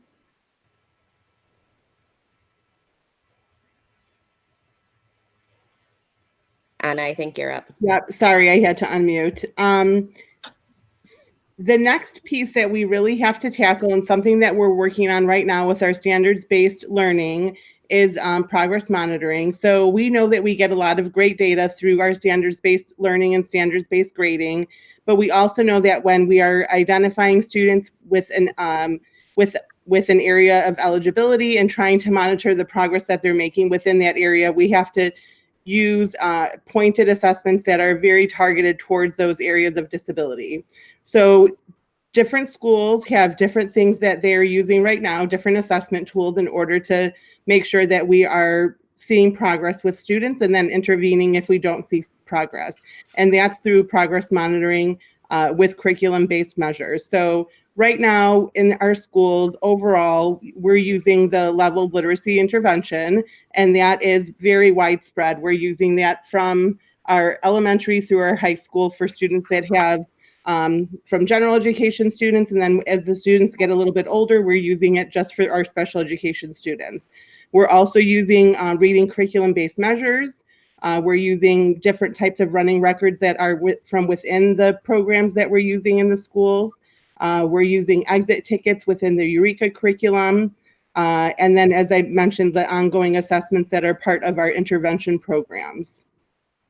We also are using goal attainment scales. So this is where we have staff identifying the different skill sets that students have to demonstrate in order to show that they have made progress within that goal. So we are asking staff to create local norms by doing that. Matt mentioned that earlier. I mentioned it a little bit earlier. Marianne helps us to collect that data and determine what should this student be able to do in order to close the gap between them and their peers within this this defined period of time. So the goal attainment scales and even the use of rubrics that we're starting to do now will really help us with that. One thing that we wanted to do this spring that we didn't get a chance to do before school was out was to have an administrative goal review process. So we wanted to use the state audit tool to review our IEPs for compliance, and then also use them to review our IEP goals and make sure that we are on the right track with writing goals. So not only, are Colleen and I and Matt very intimately involved with our schools and what their goal writing looks like, but we also wanted to, with our assistant principals, look through IEPs and decide what goal can we improve on, which goal doesn't really, isn't exactly aligned. Are we able to identify those things, or have people made the progress that they needed to make with writing goals and really having those goals aligned to the student's eligibility? So we will continue with that work, but not until we're able to physically be with our staff and with our assistant principals so that we can look through IEPs. Thank you, Anna. Yeah. I get the pleasure of sharing the last priority element and the information about that.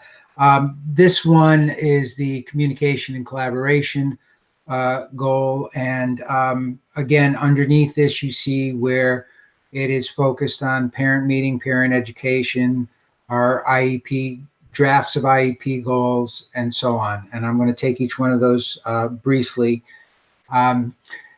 The IEP parent meetings, the concerns expressed and the feedback from the parents indicated that they wanted increased communication between and among teachers about their students at different transition points in the student's career, to be able to discuss needs and strategies and accommodations, but understanding what those would be like or how they would be different from again, those key transition points in a student's life.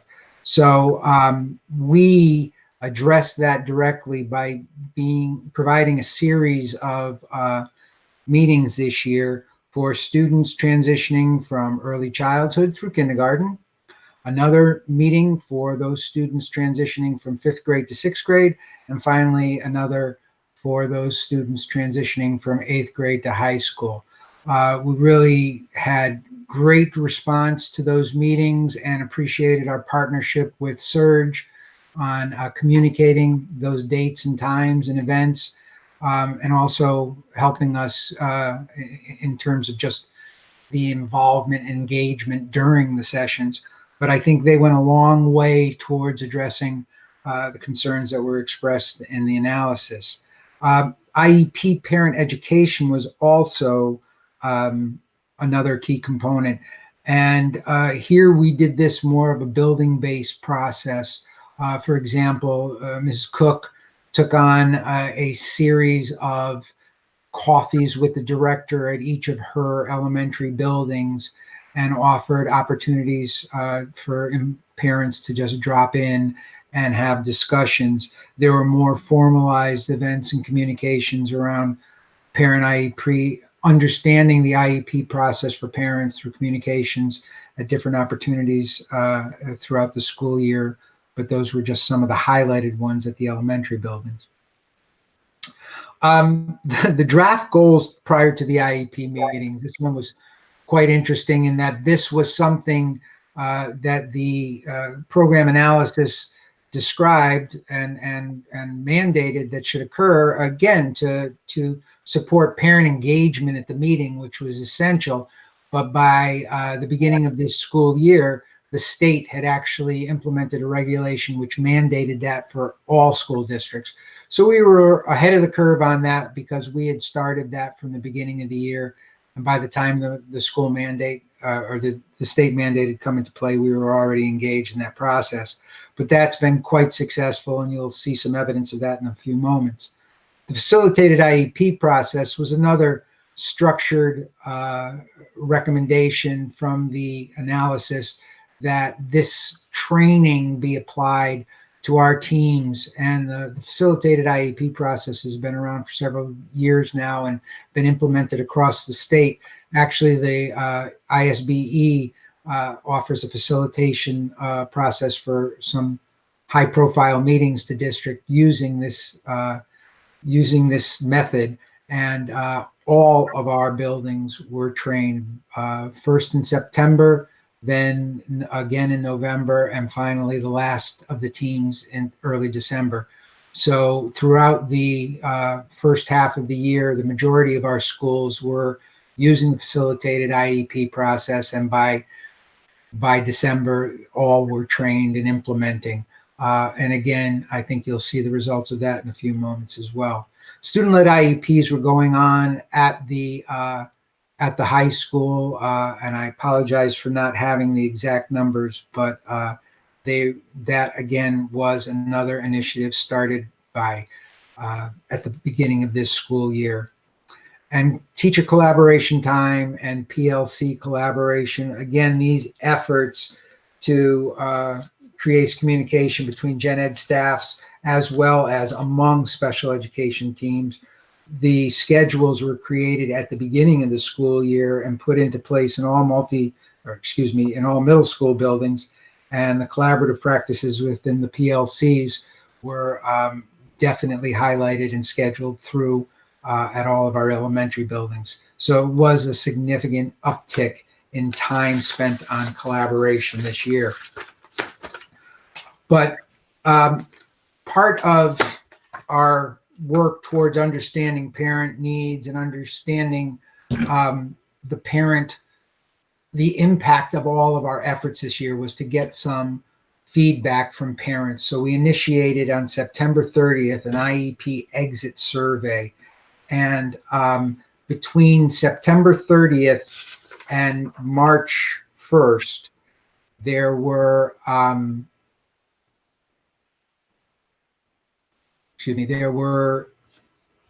at least 1,200 IEP meetings held within the district. By March 1st, we had received 317 responses to our survey.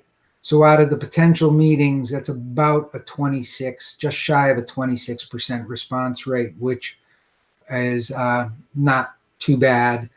And when we went through and built this exit survey, we did leave a couple of the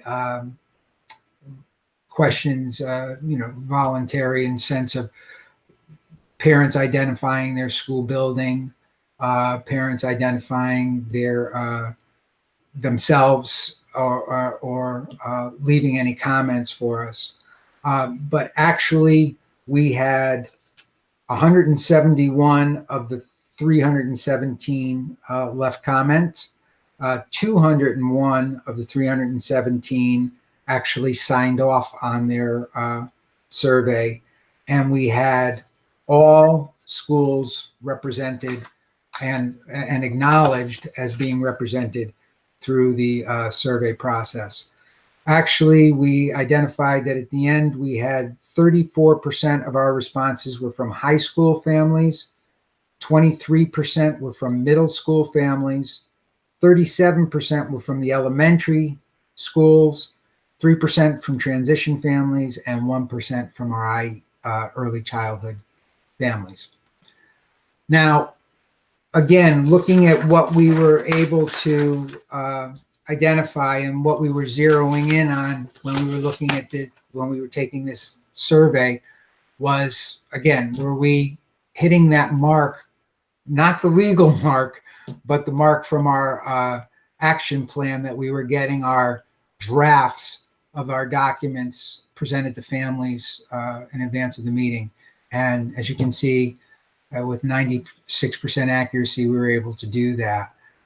Again, this is imperative for parents really being able to participate meaningfully in the conference.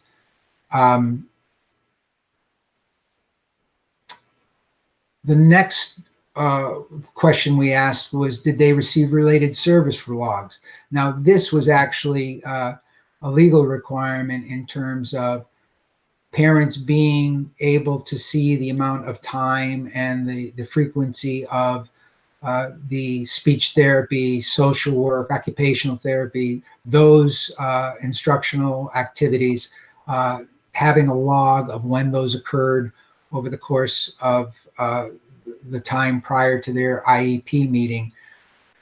That became a legal requirement. And again, we were able to hit that at a 78% accuracy rate, with almost 15% not being applicable. So that was, again, considered a positive response to that item.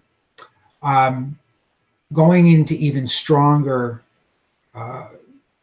concerns about our IEP processes, we had here, again, 91% either agreeing or strongly agreeing that they felt that they were able to meaningfully participate in their child's IEP process, which is significant based on the fact that, that was one of the key components that was driving the actions of from the student services analysis, that there wasn't meaningful participation. The IEP process was over their heads, that it wasn't successful for them and for their student. So this is, again, a meaningful slide, as were this. There were positive comments made about the student in the meeting. Understanding too that as we sit there, teams get comfortable with talking about the challenges in the learning environment that a student is experiencing, and wanting the parents to have a clear understanding of what is occurring in the classroom and what challenges the student does face and what successes the students have as well. But sometimes what the parents hear are only the challenges. And again, the facilitated IEP process digs in on the fact that this conversation has to be different. And I think this is one of the things that we can actually look at as a kind of a measure of how much our teams were able to utilize some of that facilitated IEP training and the impact of that on our meeting. So again, 95% agreeing or strongly agreeing that positive things were said is a significant factor. The IEP being focused on individual needs, while that sounds kind of redundant because it's an individual education plan, the fact that sometimes parents feel like the conversations and the plans can be cookie cutter around kids, or worse, even year over year, they don't change for an individual student. That wasn't what was occurring in our IEP meetings this year by what our respondents were telling us. So we feel strongly that that's a positive indicator as well of the change that's happening. And this one, I apologize, I had actually left this off the slides that were put into the board packet, but the overall level of satisfaction with the IEP process, I think, again, speaks strongly to what our teams, our building teams, our staff are able to accomplish this year under the change structures and the supports and resources that your administrative leadership gave them. This is significant, and I'm really, really excited about where this can all go next for the district. And speaking about next, I love this this quote only because it comes to really strongly into play right now. But what's going on with our action plan is the still should be the umbrella from which all things are put under. We need to continue collaborating, more specifically on those actions. We need to continue the collaboration in the implementation of the MTSS process and the dig down on progress monitoring to again support all of our goal writing and goal measurement and more accurate measurement of our student progress. The follow through on the Kansas University transition study is also imperative. It was highly disappointing to a lot of folks that couldn't occur, but that was on the recommendation of the Kansas City team or the Kansas State team that they've done this before. They felt that the face-to-face made the biggest difference, so we deferred to their thinking. The transitioning of Dr. Rubenstein, God bless him, he's been balancing state, local, and to district kind of responsibilities, and I've tried to not burden him, but fully intend on engaging him as much as he can over the course of the next month and thereafter, as far as I'm concerned.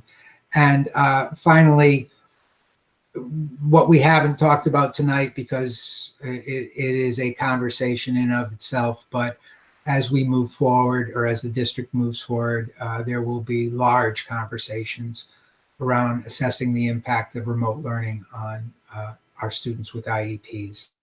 So that is our presentation for this evening. I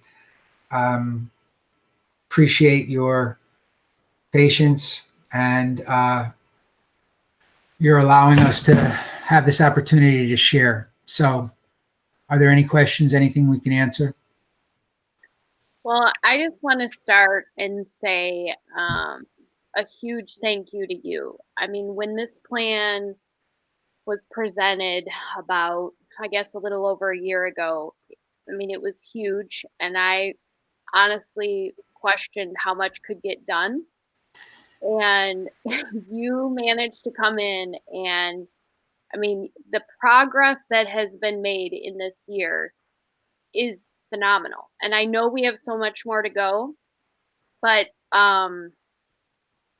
sitting in an IEP meeting where the goals process has been so greatly improved and the assessment and, everyone saying, both the positive things about children. I mean, the improvements were so noticeable to me personally.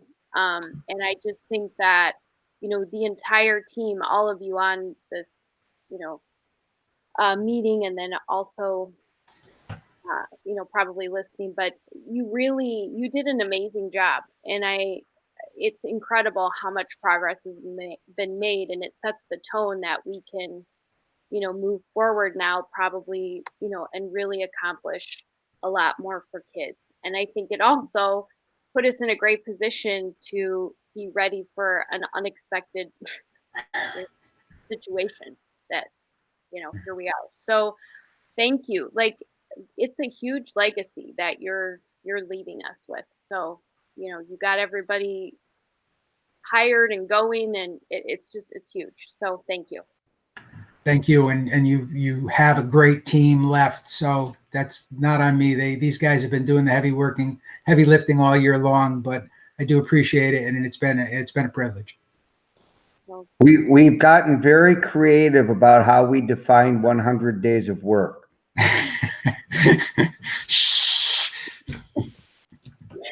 So, all right. So, board members, Chris Kaczynski, do you have any questions, comments? Well, just reiterating what you said, I think clearly great progress for the year. So congrats to everybody in that part of our organization. They're very important priorities to all of us to help this group of students as much as we can. I did want to just mention more as a comment. I would be interested in some of our future board meetings coming up here to learn more about how we're going to be able to help students that have special needs and their families in a sort of hybrid remote environment or whatever we're going to end up in come fall, because I know many families count on the district as a core part of how they care for their children in this category. And that's probably not a discussion for this evening, but I think it's an important discussion for us to all have together. Absolutely. So thank you again for the work throughout the year and the update. Appreciate it. Thank you. Margaret? Yes. So you said this was a celebration, and I am going to say I'm going to keep my comments short in respect to the time, and just say congratulations to all and thank you. Thank you. Karen?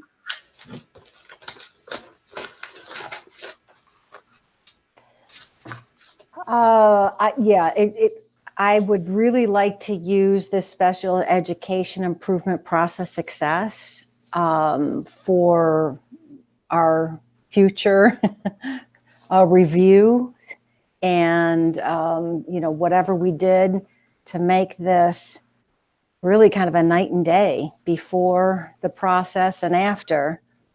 I used to hear an awful lot from special education parents that we had a lot of improvement to make. And, Kara, you have firsthand experience with it.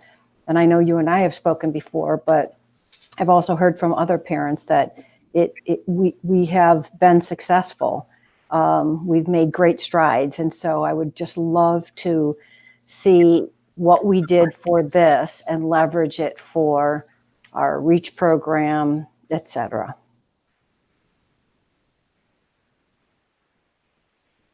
Courtney?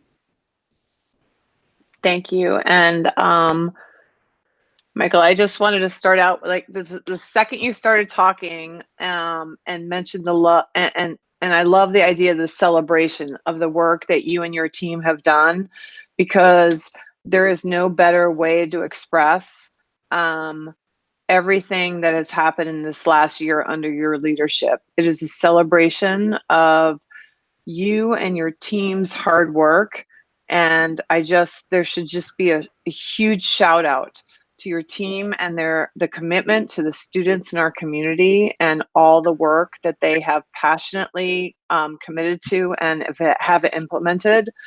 I want to highlight Anna's point about how important it is for our students across all the schools to receive the same opportunities. And I just want to make sure that that is a consistent goal that we don't lose track of along this amazing journey that your team is taking. I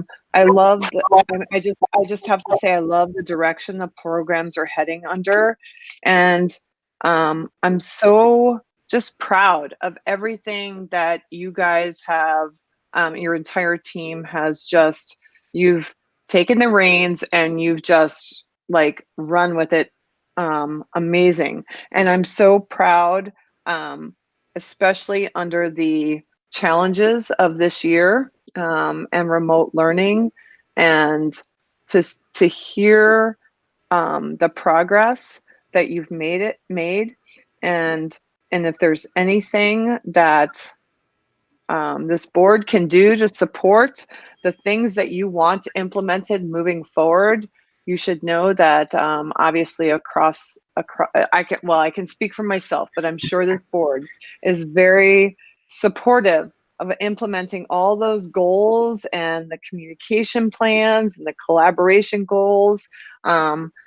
What you need is we're here for that, because you have a great plan in place, and we are so excited to see the advancements that's happened this year.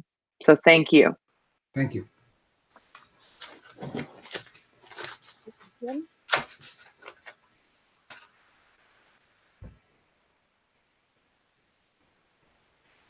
Jim? Sorry, Kara, I could barely hear you. Oh, sorry. Yeah, let me just extend everybody else's congratulations and pile on to that congratulatory note. And just let you know, we'd also appreciate all of the effort that you can put into a smooth transition to keep this momentum going, because that is very, very important to the district. So thanks so much. You're welcome. Thank you. Beth? Hi, thank you. I just wanted to say that it's very clear that you guys have a really strong team. And the fact that you have been able to put this brand new structure into place this year and have it be so successful and have the feedback and the outcomes that you've been able to have is something to be really proud of. And thank you, Michael, for coming in and leading our district in this new program, the program structure. And thanks to your team for all your hard work in getting to where we're at. I hear nothing but positive things about the special ed program, and it's fantastic. So thank you. And I'm sure that we'll be hearing about things that you might need for moving forward for our students for virtual learning, whatever that's going to look like in the future. So I'm sure we'll be hearing more about that later. Thank you so much. Can you just clarify one quick thing? Did you say we're still going to do the Kansas City or Kansas University thing? I'm sorry, Kara. I had a hard time understanding you. Oh, sorry. Did you say we're still doing the Kansas University thing? Absolutely. Again, yeah, they'll be doing it in the fall. They really didn't want to try and do the work remotely with the families and the surveying and the focus work. We thought they might, but they really didn't want to. Their experience has been much better with a face-to-face, so they made that choice. So, but we're on for the fall. Okay, and that's all just about the transition center, correct? Yes, it's truly focused on transition, and as Matt said, analyzing what they're doing, what they could be doing, what our strengths and weaknesses. And again, we were trying to get all this in anticipation of hopefully finding a new home for the program as well. Yep, excellent. Okay, thank you. Just wanted to clarify that. Yep.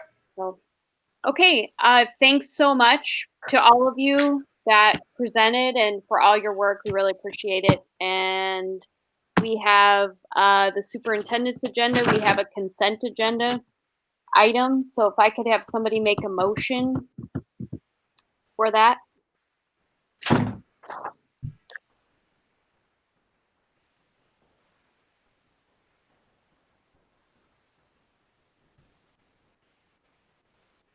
Yes, so this is Margaret, and I move that we approve the superintendent's consent agenda item A. This is Jim. I'll second. Okay. Motion made by Margaret, second by Jim. Jenna, you can call the vote, please. Dr. Harrell? Yes. Mr. Collins? Yes. Mrs. Stufen? Yes. Mrs. Hostler? Yes. Mr. Kaczynski? Yes. Mrs. Troutman? Yes. Mrs. Caforio? Yes. 7 ayes, no nays, the motion passes. Board communications, does anybody have anything? All right. Then we have 3 upcoming meetings scheduled. The first is Tuesday, May 19th, 2020. There will be a finance committee meeting at 5:30. It will be held virtually. Tuesday, May 26th, 2020, regularly scheduled Board of Education meeting at 7 o'clock, also held virtually. And Tuesday, June 16th, 2020, regularly scheduled Board of Education meeting at 7 o'clock, and hopefully we will be back in District 205 Center at that time. But we will see. With nothing else, thank you all. Have a good night. The meeting is adjourned. Thank you. See you, everybody. Bye. Thank you, everyone.